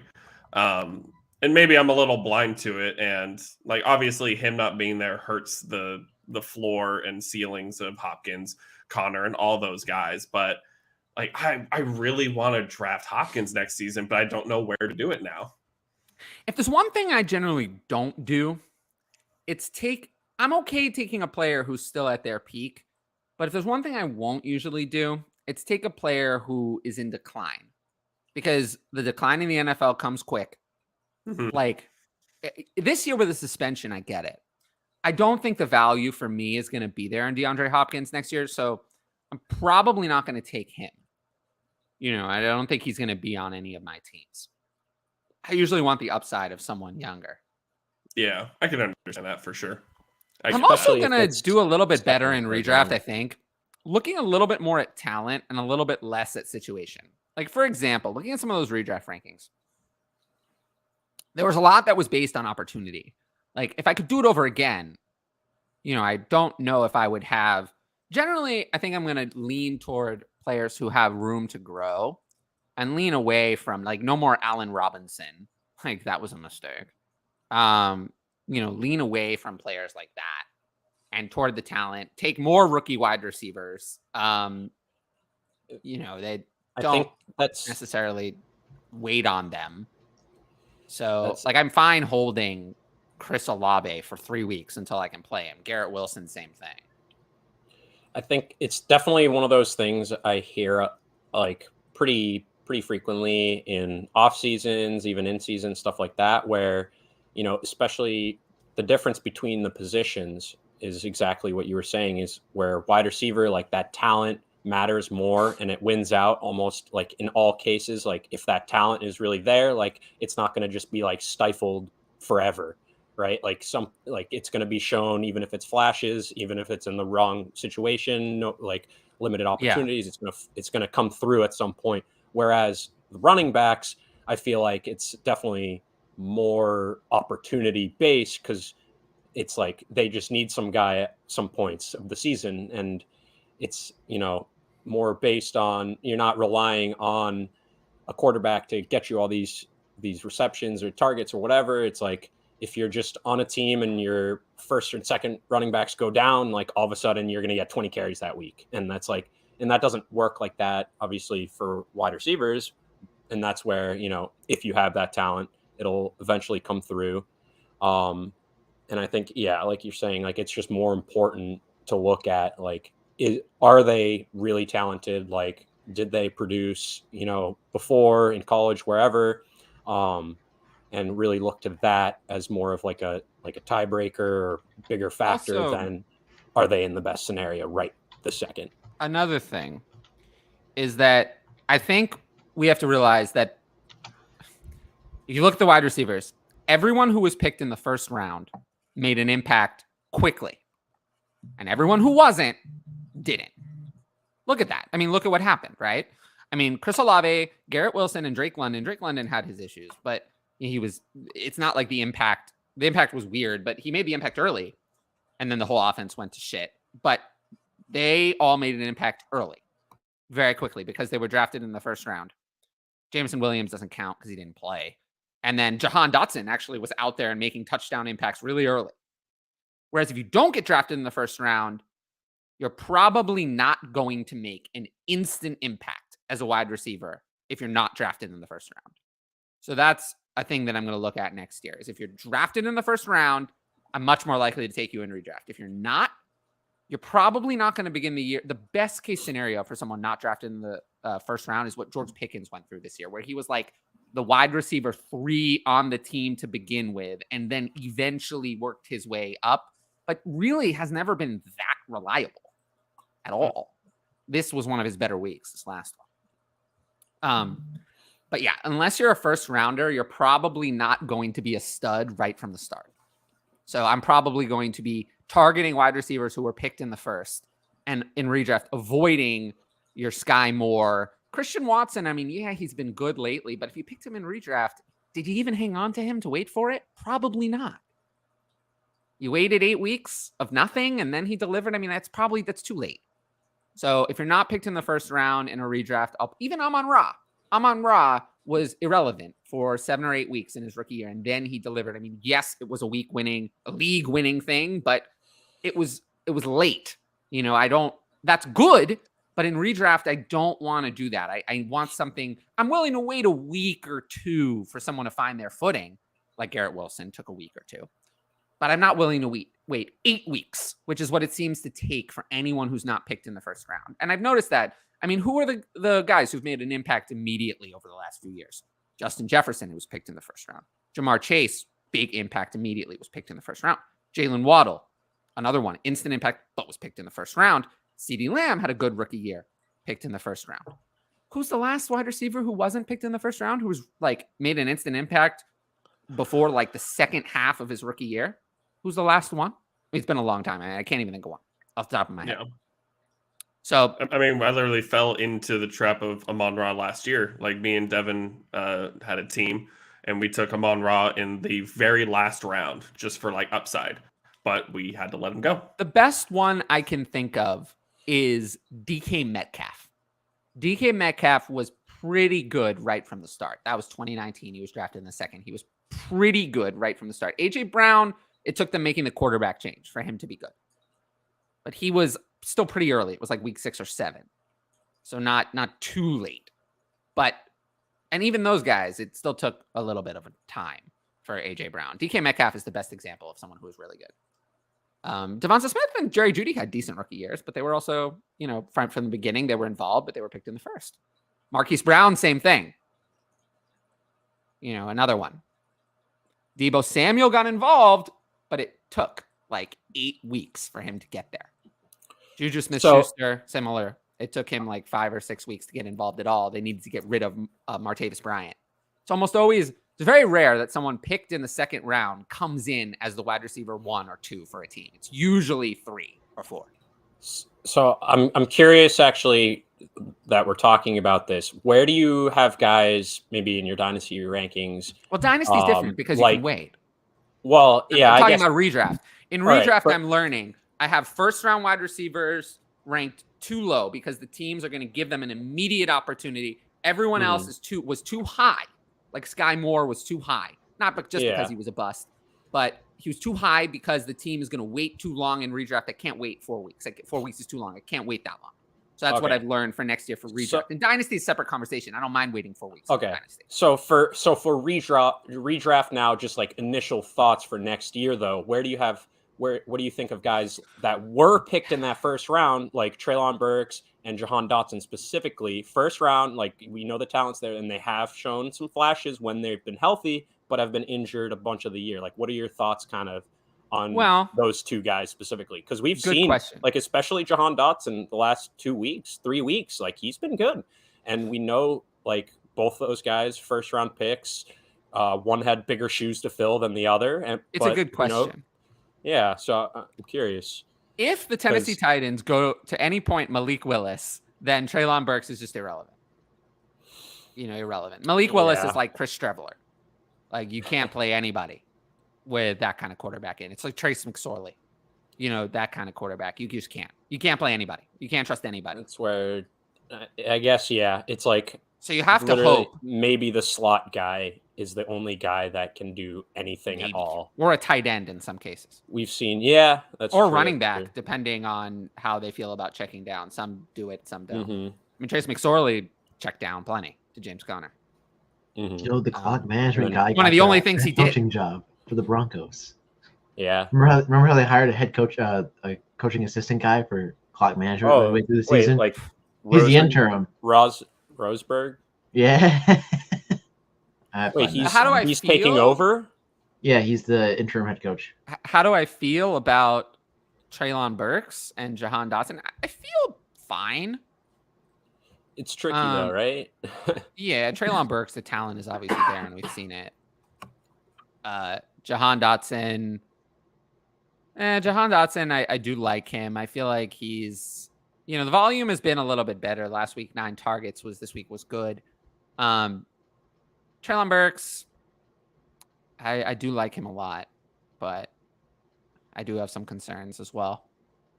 I just don't like the situations that both those teams are in. Like, I'm losing a lot of faith in Tennessee. And obviously, like you said, if they go to Malik Willis at any point, it's completely irrelevant, Treylon Burks. And like Taylor Heineke once again has a high and then crashes down. And then we're going to have Carson Wentz again as the Commander's quarterback. And like, neither of them are going to be the Commander's quarterback next year. Exactly. So I have no trust in either of these offenses. Like, obviously we know Dotson and Burks are extremely talented. That's not an argument here, but who's going to throw to them? Like, I've lost all hope in both these teams at the moment. Maybe they'll get a quarterback. I mean, who knows? I don't know who they would even get, though. The quarterback market's not great. Yeah. I mean, just given what Brock Purdy is doing, Jimmy Garoppolo is not going to be back in San Francisco. No. Like, at this point, I think it's a question of, is Brock Purdy the starter over Trey Lance? I think that's the question. And I think that's what we're going to have to see what happens. But I think those are going to be their 2 quarterbacks for next year. Jimmy Garoppolo is not going to be back. Yeah, Jimmy Garoppolo is going to be the starter somewhere because he was actually very good before he went down. It'll feel like, to me, it'll be what Brock Purdy can do in the divisional round, because I feel like San Francisco, regardless of who they get in the wild card, should be able to trounce them pretty easily, whether it be the 6th or 7th seed, whoever those teams are. So when you have to play either Minnesota or Philly in round it's more 2, like, if this is what you can do with Brock Purdy, why bring Jimmy Garoppolo back? Yeah. Like, why? Yeah, Like for you have Brock 20 Purdy, times the price. yeah, too. for 20 times the price. You have Brock Purdy for 3 more years on a Mr. Irrelevant contract. Yeah. You're not bringing Jimmy Garoppolo back at 15 or 20 million. That's just not going to happen. Oh, so yeah. Jimmy Garoppolo's gone. It's more interesting to see where Jimmy Garoppolo.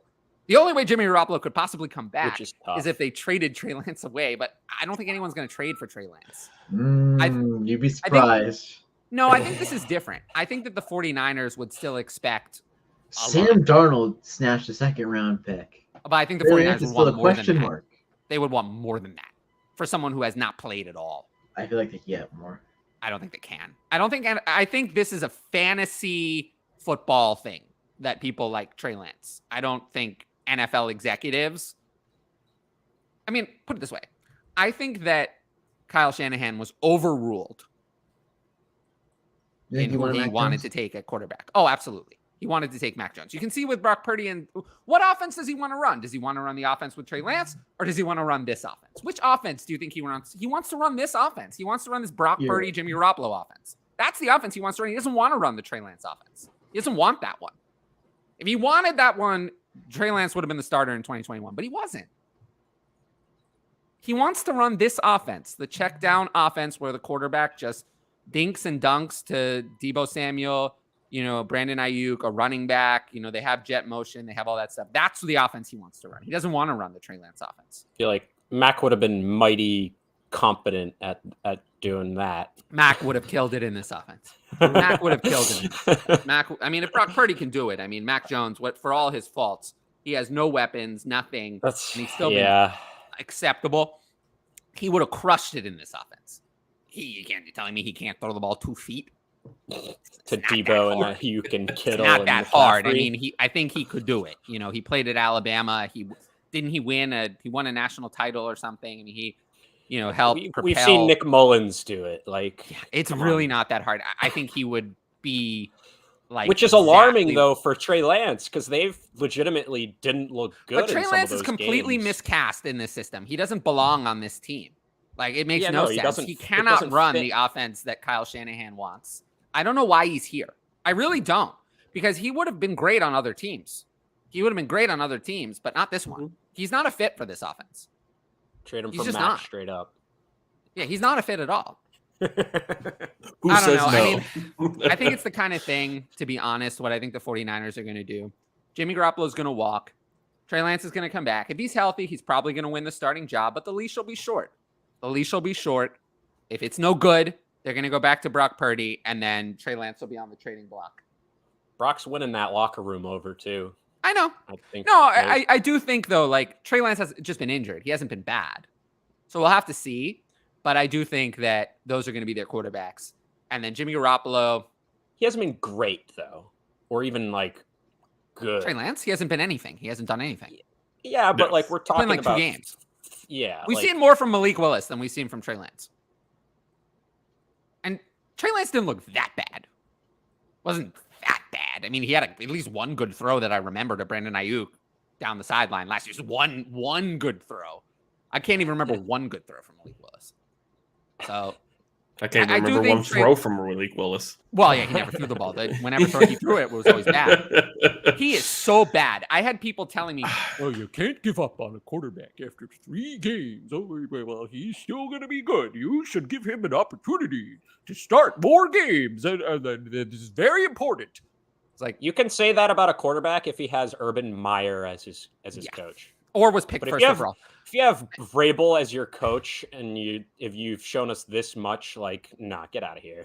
He's so bad. He's not it. He's look what they Malik just did Willis this weekend. Thinks, if you watched him on the final drive, he thinks that this is a high school football game.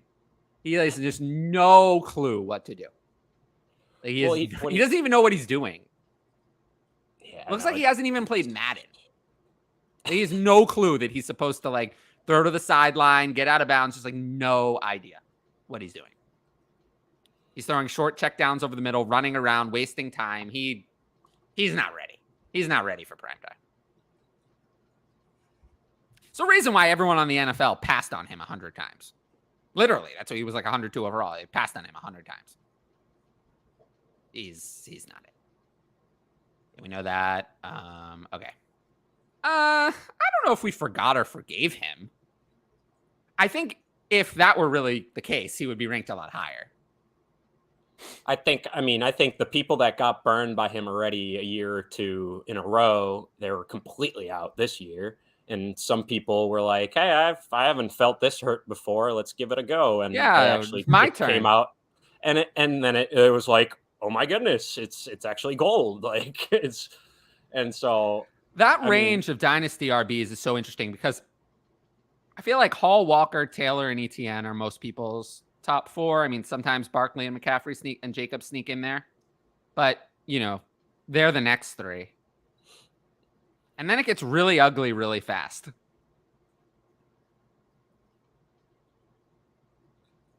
I mean, but in Dynasty, forgetting about Redraft, in Dynasty where I can roster like 15 running backs, it's unlikely that I'm going to pick a running back. Like I could go 10 rounds without picking a running back. In 1 QB, I'm more likely, not that I play any 1 QB, but in 1 QB, I'm more likely to end up with one. In Superflex, I mean, I have Breece Hall 20 overall. I'm not getting him. Kenneth Walker at 21. I'm not getting him. Like, I'm not getting a running back. Like, just looking at my running back rankings, maybe, since I'm still a little bit in on the bounce back, I have Javonte Williams at 47. Maybe in the late 4th, maybe that's the one running back I could get based on where I have him ranked. That's pretty much it. Because I'm not going to get any of the older guys. I have them way too low. The next running back I could realistically see myself drafting is in the 6th round. This would be the 7th round, possibly Rachaad White or Brian Robinson, if people are really down on them. Possibly, but probably not. So realistically, the first running back I might actually get is probably very, very late. So yeah, I'm fine punting running back entirely. I don't want to tie up value in running back. Agreed. Would you trade any of them for JT? No. No, definitely not. Yeah, not in a 1-for-1 in a super flex. Curtis Samuel, yeah, for a bit, but then it kind of all fell apart. Also, Curtis Samuel, I think, is running out of existence with Jahan Dotson emerging. I love it.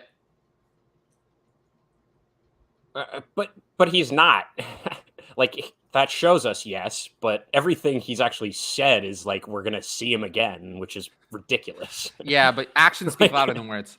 You're right. But it's just like, knowing what they've said and what they've done already to this point, it's not like I don't believe him. Like, I feel like we will see him at some point before the end of this year somehow. Like, No, we won't. There's only 2 more games. Unless they win them both, then they can make the playoffs. Yeah, that's not happening. I really legitimately think, though, that Zach Wilson is done. I think Zach Wilson is done in New York. I don't know. He should be. Absolutely. I don't even know if he's been good enough that another team would trade for him. And, like, do you think another team could even trade for him and give him the starting job? I mean, I guess Sam Darnold had 3 years of failure, and someone did that.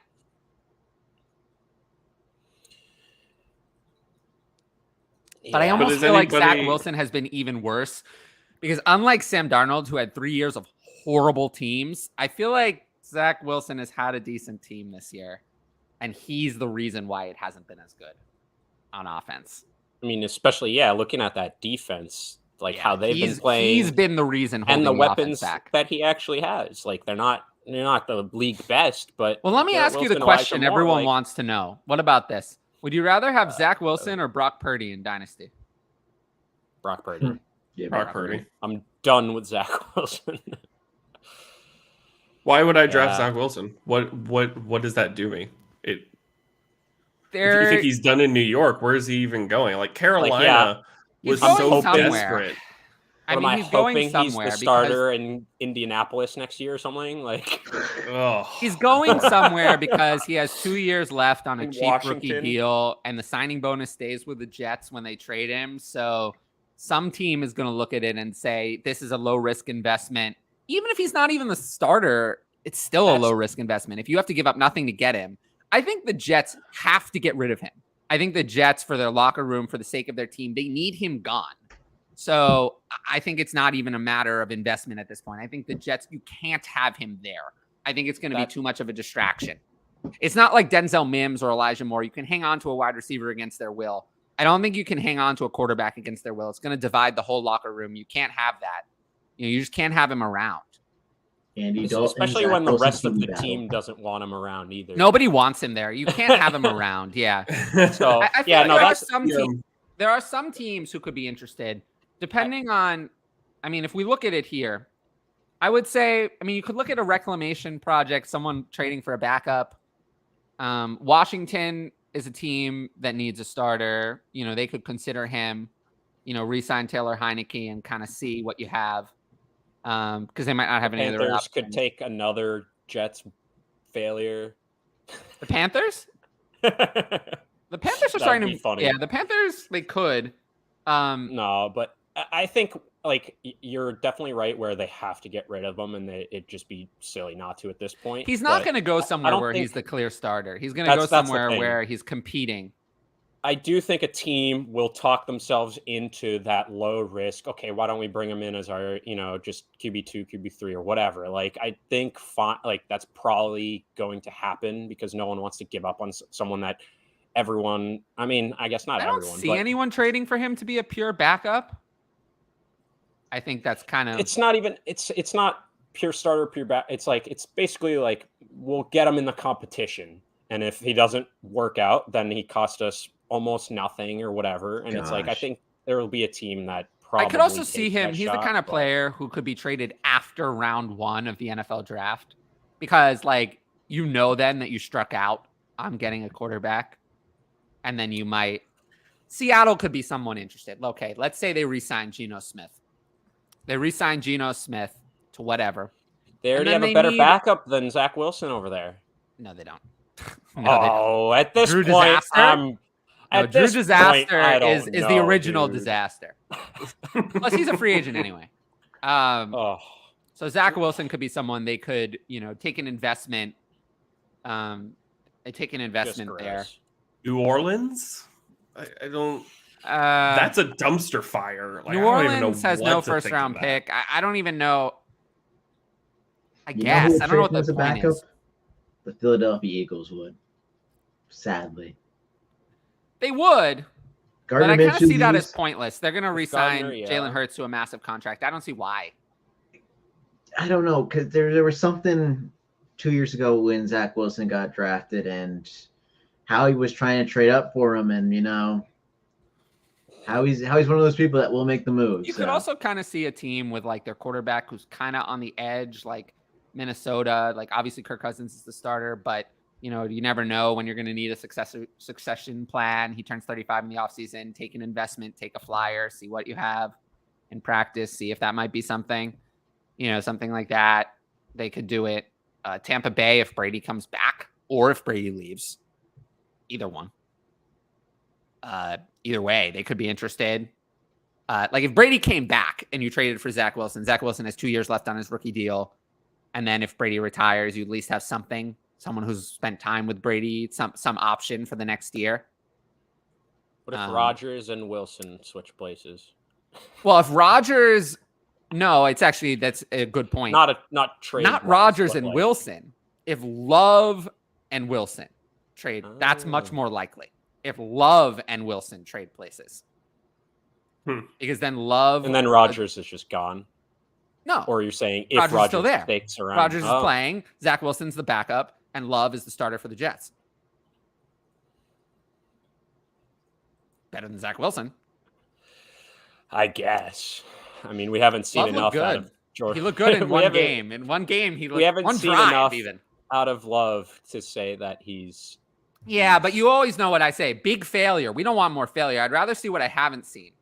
Oh, he's looked and Jordan much Love has less been totally bad. screwed. Jordan Love has been screwed. He never had a fair chance. He didn't have a fair chance to do anything. So it's not his fault that he landed on this team. It's not like he had any opportunity to earn any playing time ever. He hasn't had a fair chance. So I don't know what. Maybe that was the plan all along, just to light a fire under Rodgers' ass. And I don't think so. I mean, he but went on to win. It 2 worked out MVPs. decent for 2 years. Oh, goodness. Well, we'll see how the quarterback carousel goes this offseason. I mean, there's a lot of big contracts, so a lot of guys are kind of locked in. But, you know, the most high-profile quarterback I could really see being on the move is Derek Carr. I do feel like their Raiders are looking to move on. Not that they're moving on for anyone great, but I think they're more just kind of time for a reset, time for a rebuild. But Derek Carr is going to be a starter somewhere. I think the Jets are going to be very aggressive. Well, they have to be. Yeah, they have a good roster. I think they're going to be very aggressive. I would be surprised if the Jets were not starting one of Derek Carr, Jimmy Garoppolo, or potentially Jordan Love or Aaron Rodgers if they really want to get crazy. Or Tom Brady. I mean, there's even backups across the league. If you were desperate enough, you could take a flyer on. Granted, none of them are going to be great names, but they have to be aggressive. Yeah, I mean, I'd rather see Gardner Minshew than Zach Wilson. Let Jameis Winston sling out there. I'm kidding, but I think we've seen enough of him. Something's happened there. Something's wrong with him. I don't know what happened, yeah. but something went wrong. I think we've seen enough. It's been 8 years of his career. I think I've seen enough of Jameis Winston. Baker Mayfield, I guess, but Sam Darnold's actually been better. Wouldn't that be funny if he went back to the Jets? We'll take you back now. We'll take you back. We made a mistake. Come back. I don't know. We'll have to see. Yeah. Yeah. So if anyone says that Cooper Kupp was a bust, he really was not. No.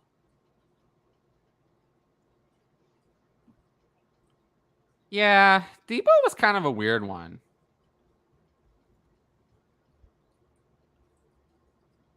Like, I do feel like a lot of people said this, right? Don't you? I mean, that he was kind of overpriced going into the year because of his big season?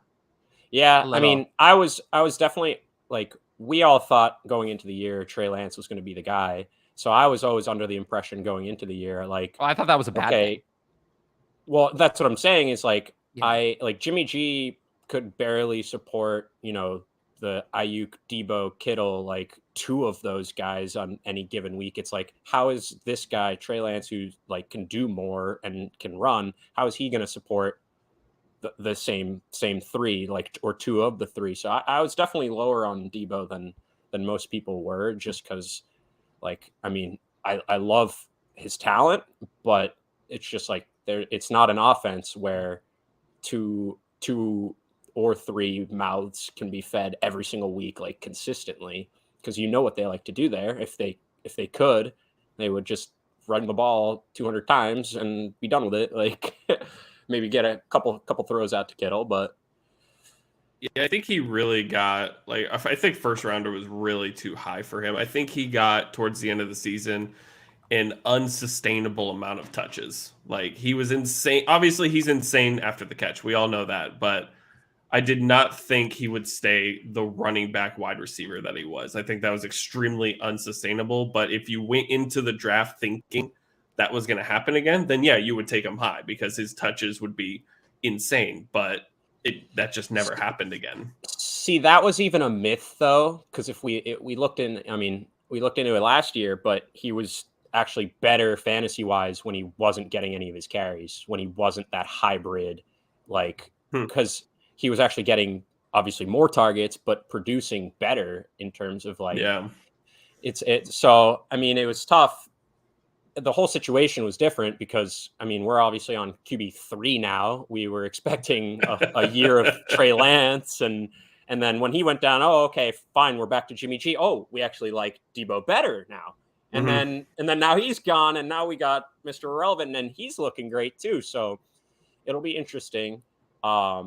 But it's just like, and now we've added Christian McCaffrey, and he's the only actual safe one, I think, on any given week. Like, so it's tough because now there's just 4 guys that are worthy of targets, are great talents, and like they're not all going to end up where they're basically drafted. Like one of them's definitely going to fall out. One of them might do okay, and then probably 1 or 2 will do great. And it's like McCaffrey's going to be my top bet to be that one great part every single week. And then after that, it's tough. Like we've seen Kittle the last 2 weeks, and then as someone pointed out, it's of course come when Debo's gone. And Ayuk hasn't been great the last few weeks or 2 weeks as well, even though he had a great stretch with Debo. And it's tough. It's kind of similar. It's been similar to the Hurts 2/3 rule experience of earlier this year, where it's Smith, AJ Brown, Goddard. Like all 3 are not going to give you great games on the same week, but 2 of the 3 likely will. It's just like, which one are you going to take the shot on? I think it's a little bit more clear in San Francisco because CMC, I think he's definitely going to be one of the 2. Like he's not going to give you a 3-point outing, So, and then after that, it's okay. Is it going to be a big Kittle week like it has been the last 2 weeks? Is it going to be a Brandon Ayuk week where he all of a sudden is getting all the targets, 2 touchdowns, whatever? Or is it going to be Debo and he's being a man and breaking through everything? So, yeah, no, it's tough. I mean, you're running into a lot of these offenses across the league where it's like there's just too many mouths to feed, and felt like the Chiefs for a hot second until Tyreek left, and now it's just Travis Kelce, but now McKinnon's coming up. It was like that with Dallas and Cooper, with CeeDee Lamb and Cooper Kupp. You talk about the Eagles, like they're all outstanding players. I would love it if CeeDee Lamb and Cooper Kupp were on the same team, but yeah, that would be. I would love that if that were my team. But yeah, like you talk about Kittle going absolutely insane during Debo's absence, and it's like, well, crap. The splits are insane. It hurts the soul, but like, let me see if I can pull up. I don't do it very often because honestly, I haven't written a single article for DLF in who knows how long, and I will. I'm coming back. The glorious return of Tyler. It's very, very important.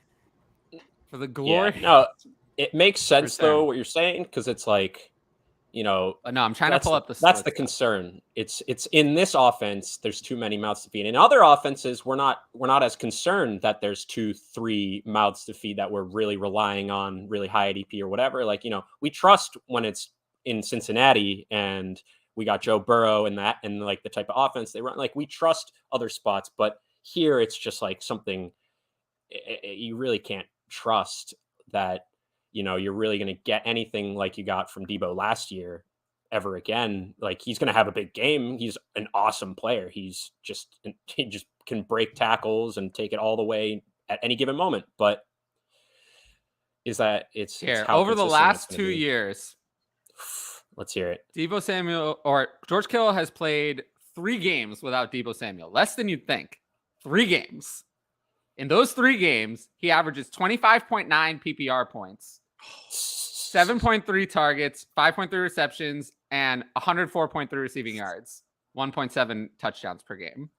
In the other 23, he's fine. He's averaging 11.5 PPR points a game, 6 targets, 4.4 receptions, 51.7 receiving yards. So if you just took out the 3 games he played without Debo the last 2 years, he's just okay.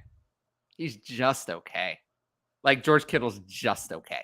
He's nothing. He's nothing special. Now here, let's take a look at another one. George Kittle with and without Brandon Ayuk. Well, no. He has played 0 games without Brandon Ayuk.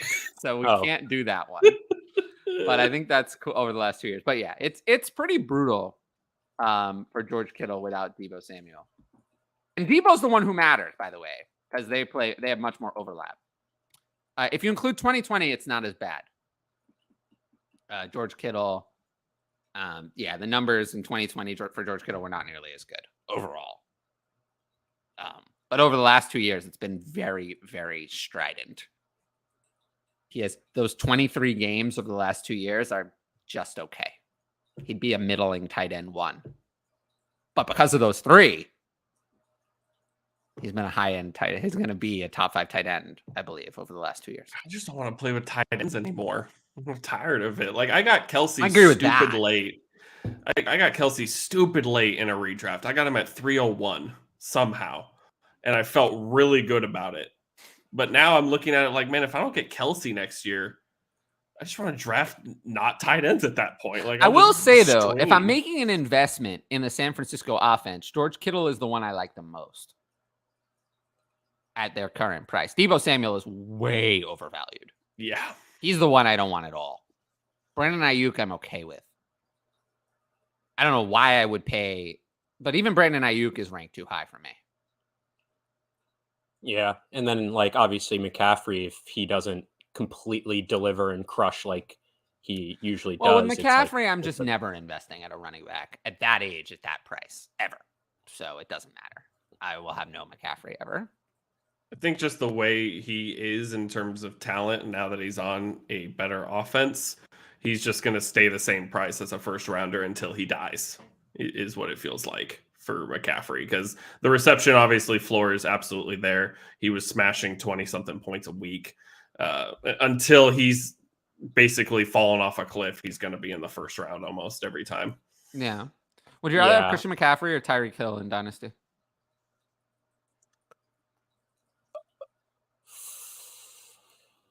It's tough, right? I'm going to barely lean Tyreek. I'm going McCaffrey, I think. It's tough. I think he's just such a difference maker. And obviously Tyreek is too, but you know, he's obviously a little bit older. He's got another just great wide receiver on that team too. And I don't know. I just feel like McCaffrey plays a way where he can keep his value even as he goes past that age that we're really worried about for running backs.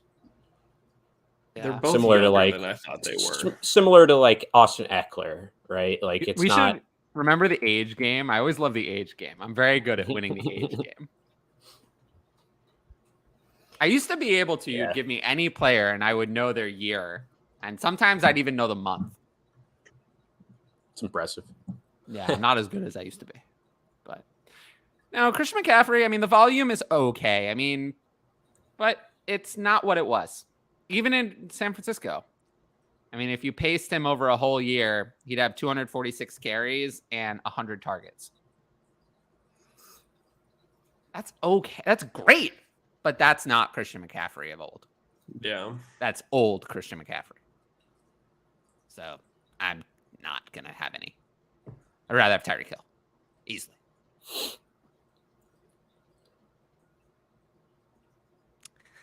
I think people are kind of in a super. They're going to remember this week, I think. I think they're going to remember this week and how badly he burned you. And I think it's going to keep his price down. Yeah, he 6 to 8 is a little generous. Like I like him, but now I just don't. As long as Cliff Kingsbury's still the head coach, and I don't know how bad Kyler's going to be affected by his ACL, and if even DeAndre's a Cardinal next season.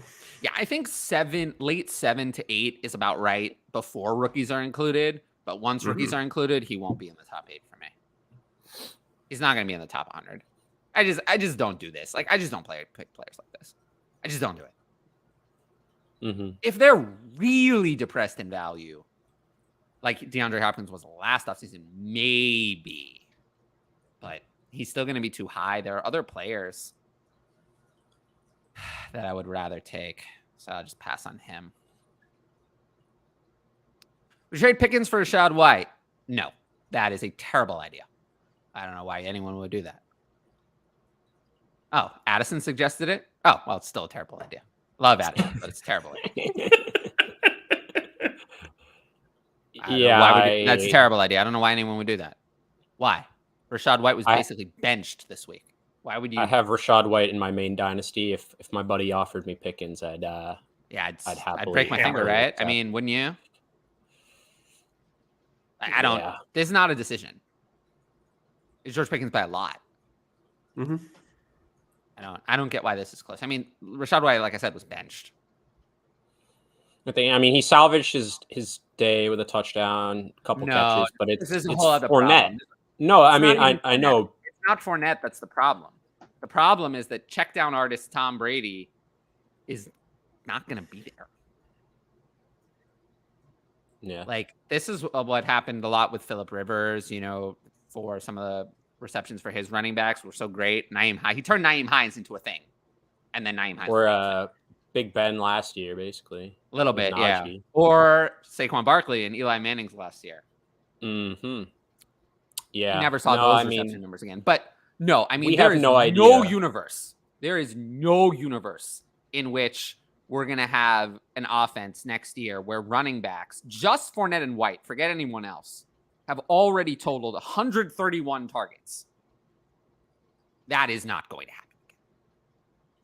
That is not realistic. And we just there's too many question marks around that team in general. Whereas Pickens, we know Kenny Pickett's going to be throwing him the ball, and we know Deontay Johnson will be there, but like no one. I mean, Pat Frymuth, but there's no one. We're averaging among running backs. We're averaging crazy. 7.9 receptions a game to running backs. That is not going to happen. That is not realistic. In any other Fournette had situation, 9. And Rashad had four on his own. So that's not going to happen. And if that's not going to happen, then Rachaad White, who is not as young as people think. Rachaad White is the same age as DeAndre Swift and Jonathan Taylor. They're all January 99. So he's the same age as those guys. He's not 21 like Breece Hall, his 2001 birthday. Rachaad White is their age. So we're not talking about he's someone who he has to hit next year. It can't take 2 years. Like, he has to hit next year. Otherwise, it's not going to be a great dynasty asset. So same age as Travis Etienne. He's in with those guys. So Rachaad White is someone I like him. I'll take him. I mean, Leonard Fournette's going to be back next year, though, isn't he? I believe that contract, they're underwater on it. Or are they underwater? No, they're not. I mean, they can cut him and save $3.5 million. But they have to do it before the 5th league year of 2023. Otherwise, the rest of it is guaranteed. So they have to make a decision on Leonard Fournette very, very quick. And I think they'll retain him. I think you're better. I mean, what's better? Saving $3.5 million or paying Leonard Fournette $5 million to not be there? I think you're better off keeping Leonard Fournette. Because then you still have to replace him with someone else. It's going to cost more money. And it's going to cost at least $1 million or $2 million to replace him. And that's if you can duplicate the production. So, because Leonard Fournette has not been that bad, really. I mean, Leonard Fournette is not why they're losing. They're not losing because of Leonard Fournette. No. Not that he's been great, but the offensive line has been the problem. Rachaad White has not been able to do anything behind that offensive line either. I do think next year Rachaad White is going to be the starter and Leonard Fournette is going to be backup, but I don't think Leonard Fournette's going to be gone. Maybe he will. I don't know. Either way, I still don't want to do this. Even if I knew Leonard Fournette were gone, I still wouldn't do this. Because that offense is going to be putrid next year. They're not going to have a good quarterback. We're not going to have all these dump offs from Brady. It's not going to be as good. So Rachaad White is, if this is what you can get for him, he's a sell. It's not. I don't think this is even without the situations and stuff. It's like wide receivers just have a much longer shelf life than. Well, also, George Pickens himself is like 2 years younger than Rachaad White. That's what I'm saying. And it's like you might be selling 10 years of Pickens for 3 of Rachaad White. So I just don't think when it comes to a running back in Dynasty, I either want a running back who I can get later at a value or a running back at the top who's going to make a difference. And he's neither of those. He's in that middle range of running backs I just don't want, where they're not going to make a difference, but they're going to be too valuable in startups for me to ever pick them. So he's a void for me. No Rachaad White. I mean, if I'm going to pick Rachaad White, I mean, I don't know. I'd rather just kind of look for someone else. Like, I'd rather just pick Cam Akers, like 4 rounds later and take my chances. Who's younger than Rachaad White, by the way? 6 months younger. What's up? No, you're staring at the screen. Oh, I was recovering Ridley Truther followed up on it. I was seeing what. But I want to talk about this because I did put this in the show sheet. Rashid Shaheed is very interesting. He's very interesting, a wide receiver from the Saints who have been horrible. So he hasn't been too much on the radar. I think he's very interesting. What do you guys think about that one? I mean, he's produced like one big play like almost every week since he kind of popped up. I mean, I don't see why you wouldn't just stash him. It's like he popped up. He's going to have more opportunities over the next 2 weeks. The Saints are just in cap hell and have no draft capital, so they don't have a lot of ways to get more wide receivers. Exactly. And it's like we don't know what's happening with Michael Thomas, with Jarvis Landry. It's beyond Olave. We don't really know who's going to be there. And so Jarvis Landry is a 1-year deal. He's not coming back. I mean, exactly. So yeah, no, I mean, he could easily line up as the second guy next season. I mean, Kamara, if he gets suspended, is going to miss the first. Yeah, I do think Rashid Shaheed. They've tried to speak the like another wide receiver into existence for years, whether it's Marquez, whether it's Traquan, and Rashid Shaheed in the last few weeks has looked better and done and produced more than really any of those other guys they've tried to like make a thing in the last 4 years. So I agree. It's certainly worth looking at. And I think especially because, Olave was out this weekend. Well, who knows if they're going to rush him back or anything like that. Like Rashid is going to have chances over these next 2 weeks. If he, has one really good game in one of those two, like he's going to be a popular name that people are going to be talking about. But I'm never paying anything to get ahead of it. I mean, if I added them on waivers, I'd love to keep them and sell them. If not, then someone else can have them. Yeah. I'm not that interested in Rashid Shaheed. No, it's just a pickup for free, essentially. And pretty much, yeah. See if, and it's not even like you don't have to keep him. If all of a sudden there's some hype around him and he's the certain number 2 alongside Olave, like if you can go get something for him, do it. Because like we're not certain that he's going to give us that much. It's just like he's looked good enough to at least catch our eye. Yeah. I don't know who his quarterback is next season, but I mean, exactly. Off of waivers, it's fine. I mean, it can't be worse than Andy Dalton. I mean, I guess it could. It could be Zach Wilson. It could be Zach. Yeah. I don't know. The Saints are one of those franchises. They don't have a first round pick. I really don't know what they're going to do. Like, what is their plan? I mean, they could be a team in line for potentially Jimmy Garoppolo, but I don't even know if they can afford Jimmy Garoppolo. They could be a team more in line for... Go back. I was just about to say, like, just go back to Taysom Hill. Like, who? Like, I do think that could be an interesting option, but I think they're more likely to go for someone like Gardner Minshew. Someone cheap. That's definitely more than plausible. Are the Eagles going to just feel bad because... No, Gardner Minshew's free agent. Oh, yeah, true. Yeah, Gardner Minshew. Funny. I think also he showed in this one game, even though he didn't win it, that he's better than Andy Dalton. I think, yeah, he proved that he is likely one of the best 32 quarterbacks basically in the league, even though he's not starting. Yeah. I think he's okay. Like, he's fine. I wouldn't, I don't know. We'll see where he goes. I think he'd only go somewhere it's pretty empty.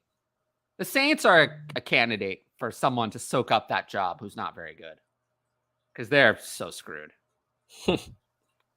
These are first-round wide receivers or non-first-round wide receivers who hit as rookies, but all of them took a while, especially Amon-Ra.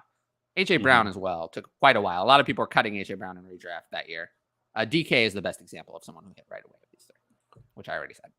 But in general, though, you want those first-rounders. I mean, all the guys who hit big early, Jefferson, Chase, Waddle, Lamb, those are the big early hits. Marquise Brown actually was hit early and then kind of tailed. All of those guys, and then this year, Wilson, Olave, London hit early and then kind of tailed. They're all first-round picks who hit right away, week 1 or 2, 3. All of them are all first-round picks, always. So you want to focus on the first-round picks and redraft and fade the other ones. No, Sky Moore. Yeah, Flacco to back up Mike White. That's a good move. Yep. What's the verdict on Moss versus Jackson today? I would go with Moss, just given what I've heard. Yeah, and what we saw last week. Good things about that they're looking Moss's way. And additionally, I feel like Nick Foles is less likely to dump off than Matt Ryan. So that pushes me more towards Zach Moss away from Deion Jackson. It's very close, though. Mm-hmm. I had him at, let's see. Yeah, I had him at 31 and 35. So close to each other. No, that's redraft, and I didn't say that. I would have him in redraft. I'm not going to draft him. I mean, he'd probably be in my late third, early fourth, maybe in redraft. And Dynasty is just off my board. I just don't draft guys like that. I just don't play the game that way. Mm-hmm. Yeah. No, I agree. I mean, just because it's Addison doesn't mean I'm not going to say that that take is terrible. I disagree. I disagree very strongly. I think it's a bad take. I don't get it. Sorry. It's very odd coming from Addison, who's a big Steelers fan. I was kind of surprised that he's so quick to get rid of George Pickens for Rachaad White. I don't understand that. But yeah, no, I don't think you're missing anything. I don't get it. I really don't. After a couple weeks of Mitch, I understand because yeah, I do sometimes think that they don't got it. I do think that sometimes it's a little difficult. When you're making, and I do find this sometimes. I find it easier to make content on here. When I'm on DLF, I do find sometimes it's a little bit of a challenge for me. And I guess I don't do this as much without Addison and Cal on the show. But I do find it a little bit of a challenge while I'm live or on a video to integrate like the DLF rankings. I prefer to just do it all myself, like from my own brain. But I know that like that's probably not what they want me to do. So I do find that to be a little bit of a challenge. And I do think that occasionally, especially when I'm writing articles, and I have to make sure not to do that this year, like integrating that stuff sometimes helps lead me astray. So I have to be like more careful to like make sure I'm really owning my own opinion and not just basing it on what the DLF tools and ADP says and rankings and stuff like that. So I just have to keep that in mind. Something that for me to keep in mind as I move forward, to try to like keep that ownership over my work and not get as mixed up with what's my take and what is just coming from DLF. Always something that I struggle with as well. I often get told like, oh, DLF, because you said it, this is, believe me, I don't think I speak for DLF, and they definitely would not want, definitely would not want to own all the cursing that I do on this show. So I try not to curse on SDLF, but it's me. I'm good for at least one fuck a show. At least one. Come on. Probably 7. But yeah, no, I love DLF, but we're different. I mean, it's a, my content is different from, their content. But yeah, Addison is great. I'm kind of surprised, honestly. Kind of out of character for Addison. Working today, just dropped in the live chat for the algorithm. Merry Christmas, guys. We'll catch you on rerun. Yeah, no, I do appreciate that. A lot of people watching on rerun. Yeah. Thank you, Nick. Yeah, I appreciate that. Why are we going back to Wentz? I have no idea. Who cares? BJ, we wish we knew. I don't know. Taylor Heineke is nothing good anyway. Well, Heineke's like good to like come in, like get some hot hand, and then he is kind of like a hot hand type. Yeah, he's good and for Terry okay, McLaurin. well, yeah, and we're like, all right, well, might as well keep riding him, and then it's like, oh, that when he throws a couple picks or whatever, they're like, okay, let's go back to Wentz. It just doesn't make sense. Taylor like, Heineke, Wentz can throw picks too, like. Taylor Heineke feels like he's more of a lock-on quarterback, so he's better for Terry McLaurin because he just tries to find him. Whereas Carson Wentz, Curtis Samuel only seems to get involved with Carson Wentz.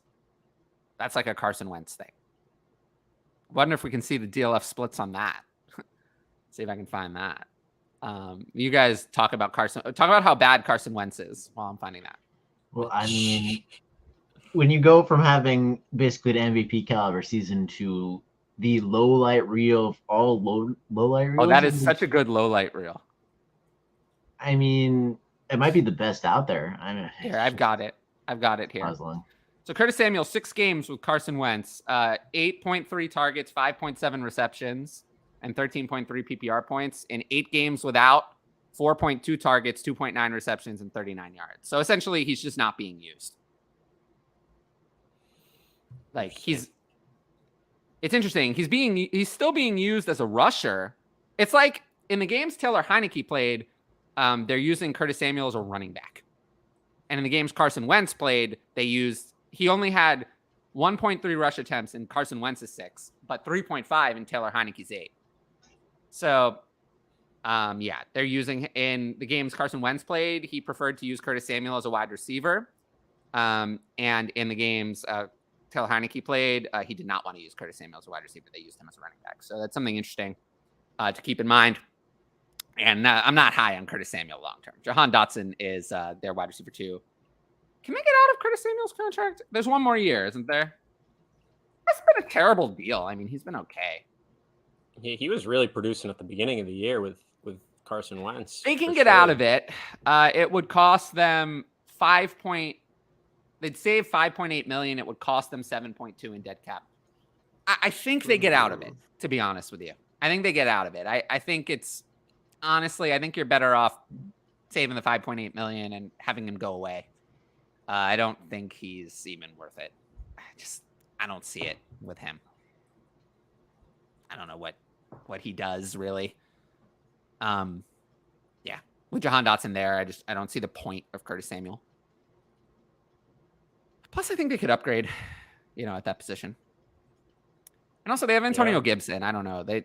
And potentially J.D. McKissick coming back. Curtis Samuel seems like surplus.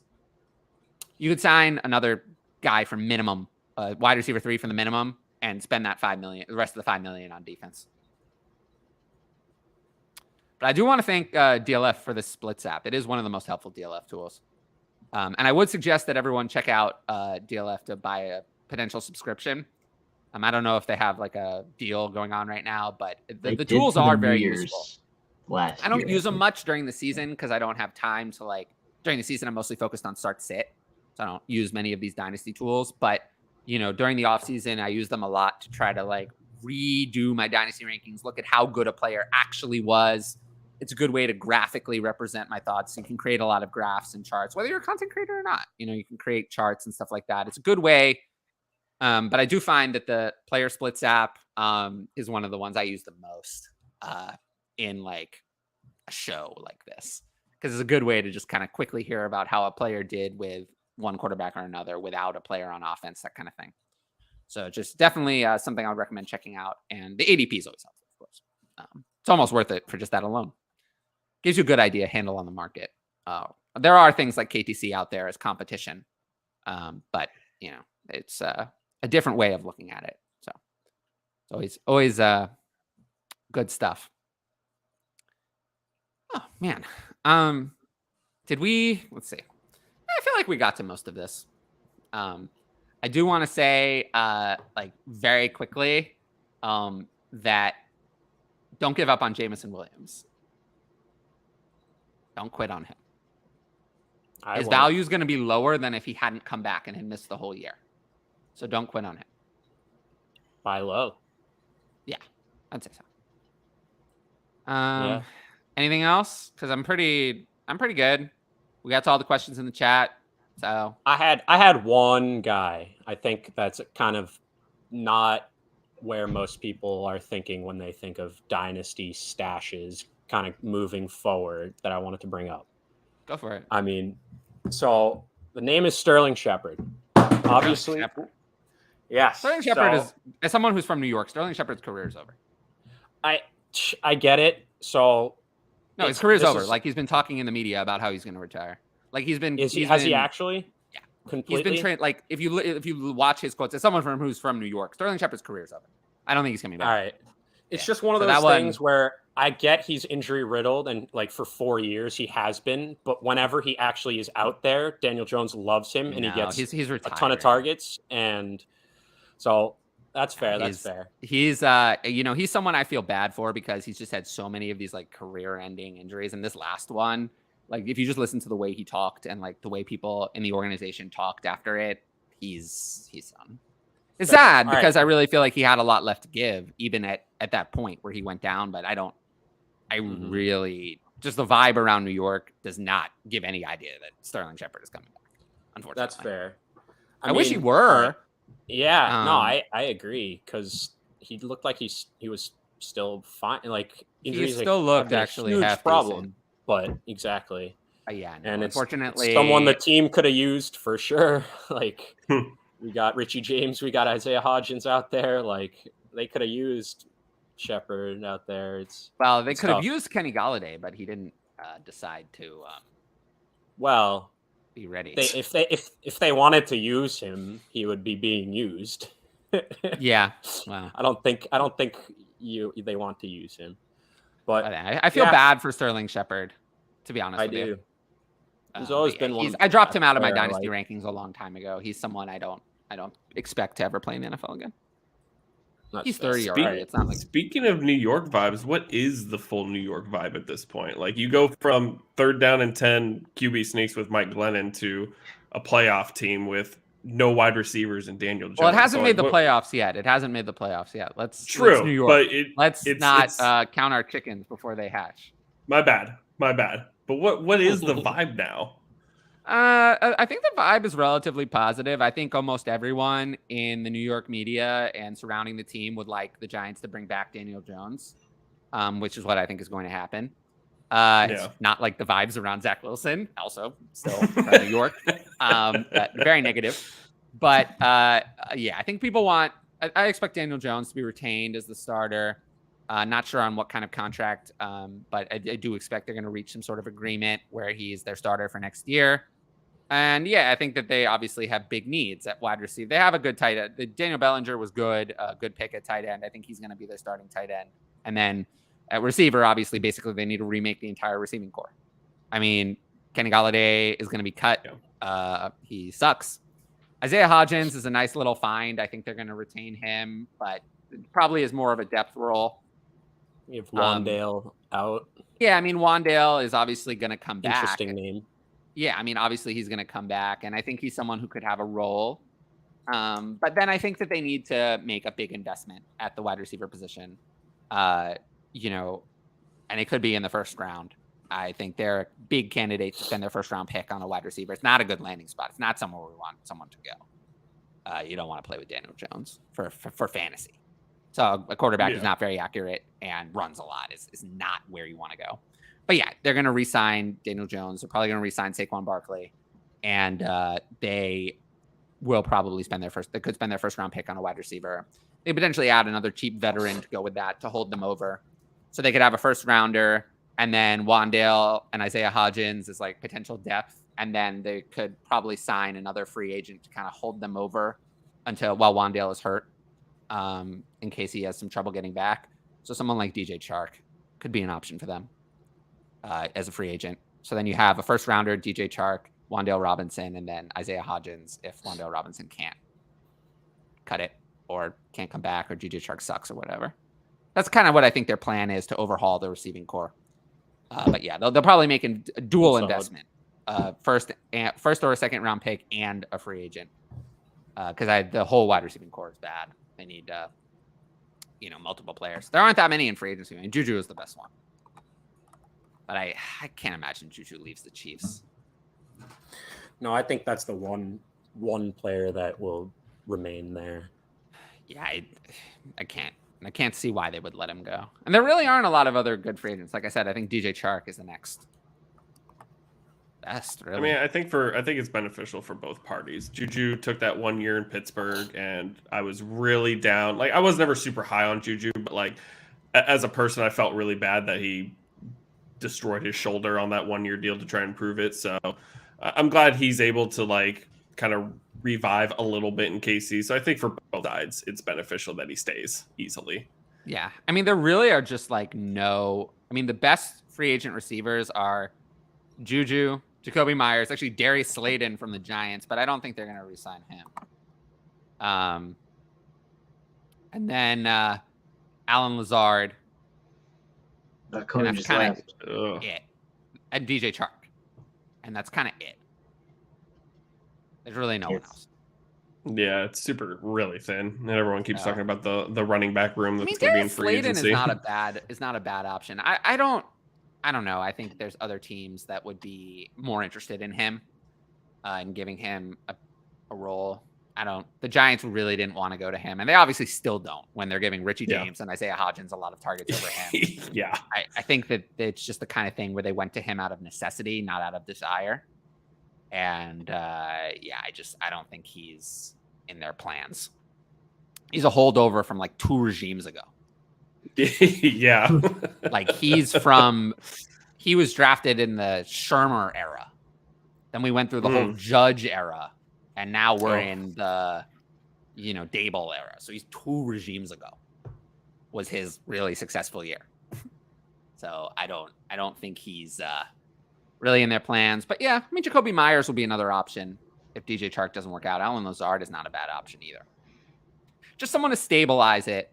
And then, also a rookie coming in. But I want to see Jacoby Myers. Allen Lazard is really interesting. Not really. Allen Lazard is a jag. But so is DJ Chark. Yeah.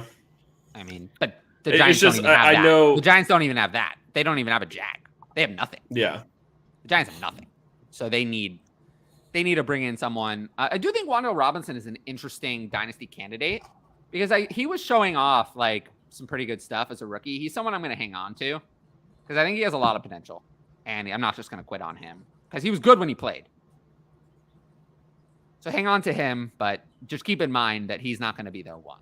Their one is going to be brought in. So I just saw a ton of hype into Allen Lazard, and like, I don't think you specifically. I didn't think I wasn't saw me. you. Yeah, it definitely wasn't you. Well, it definitely and, like, wasn't. I saw a lot of it, and I was not like, me. I don't. Not guilty. I was Not like, me. I don't get it. I just don't see not what me. other people saw in Allen Lazard, and this season is kind I have no idea. I showed really just couldn't that. tell you. You talking about right now or before the season? before Ever. the season. Oh, Also I mean, true. hey, Hey, first wait! I like this mock draft. This mock draft first that it says 6 weeks or something. this one says here that the Giants will draft Jackson Smith and Jigba. I don't see how that's going to something. happen. He's going to last until their pick. That seems very unlikely. I don't know how he falls I to them, but if I don't somehow see he that did, as very likely. But I do think they are a candidate to use that first round pick. It's not a guarantee, but they're a candidate Mhm. for sure. They'll be one of the teams who need wide receiver the most, but they tend to draft for value, so I don't think they're going to force it. This mock draft has them taking a cornerback in the first round, so not a Is wide Jackson receiver. worth moving up for? Probably not. The Giants don't usually do that, True. but it's a new GM, so potentially yeah. the Giants. I mean, wide receiver is their biggest need by a lot. So, Mhm. Secondary as well. The secondary is bad. So they need help in the secondary, cornerback especially. But yeah, it'll be interesting to follow all of that along, and all of the teams in the offseason. It's going to be interesting. Running back, wide receiver. Who's vulnerable, who's not. There's going to be so much to argue, so much to debate. And I'm excited. I think generally when it comes to content, I think during the season, I find that I have a better experience on Twitter and like answering my Patreon questions during the season. I think I'm better with start sit. But on the shows, I think I'm better in the offseason. I don't think I'm as great on the live show with the weekly grind, adapting to the information. I think I'm better when I can take my time and kind of talk about whatever I want. I don't have to talk about the last week specifically. So I do think I do better. Some of my best stuff I usually think is during like rookie season. I love doing mock drafts. So we're going to do a Dynasty Startup mock at some point. That'll be a lot of fun. We'll do that. But yeah, so just to give people an idea of what's coming up, tomorrow at 6:30 p.m. Eastern is the season finale of Ask DLF. It's going to be me, Josh, Hutch at some point, and Jacob Sanderson. So that'll be a great show. That's going to be the season finale of Ask DLF. I don't know when Ask DLF is coming. It's coming back. I swear. It's not done forever. I don't know if it's going to come back at the same time. I don't know if it's going to come back on the same day. I don't know if it's going to come back in the same form. I am going to be back doing an Ask Question show on the DLF YouTube channel, assuming they'll have me. But I've already talked it over with Addison. So it is coming back at some point. I don't know who the co-hosts are going to be. I don't know what the form of the show is going to be. I don't know when it's going to be. but it is going to come back. It's probably going to be at a similar time, but it might not be. So, but it is going to come back. But it's going to be a while. It's not going to be a week. It's going to be, I would look for it at some point in February. Ask DLF to come back. So, but it will come back potentially at some point in February is when I'm looking at it. So I'm probably going to take all of January off, and then I'm going to make a decision on at some point during January. I'm going to think about it. I'm going to talk it over with Addison, how I can make that show the best show it can possibly be. And it will come back, but at a later time. As for this show, I'll be here next week. Next week, I'm going to have to, I might have to cut the show a little bit shorter because I have somewhere to go after the show, but I'll be here next week. And I'll be here. And then I might take a show or two off just to kind of let me recharge my batteries. I expect that, Ryan and Conan and other co-hosts will still be here. Show might be shorter or whatever they want to do, whatever they want to talk about. But the show will still be here. I'll still promote it. But I might just take a week or two off just so I have a week or two off from live shows. But it's not going to be that long. I have no plans to change the format of this show or the time or the co-hosts or anything along those lines. So this show will continue at 2 p.m. Eastern every week. It'll be back here 2 p.m. Eastern next Monday, week from today. So you can enjoy that. We'll recap Week 17 Championship Week. And then this week we already started, but next week we'll really proceed into, we'll kind of use, I think, January 2nd next show as a way to wrap up the season, put a bow on it. And then the show after, we will start with some sort of, I won't be here, but we'll probably, they might do a mock draft or something along those lines to kind of take us into the offseason, whatever they think is best. So that's how we'll have next week will be our last kind of recap. And then the week after, start the offseason program.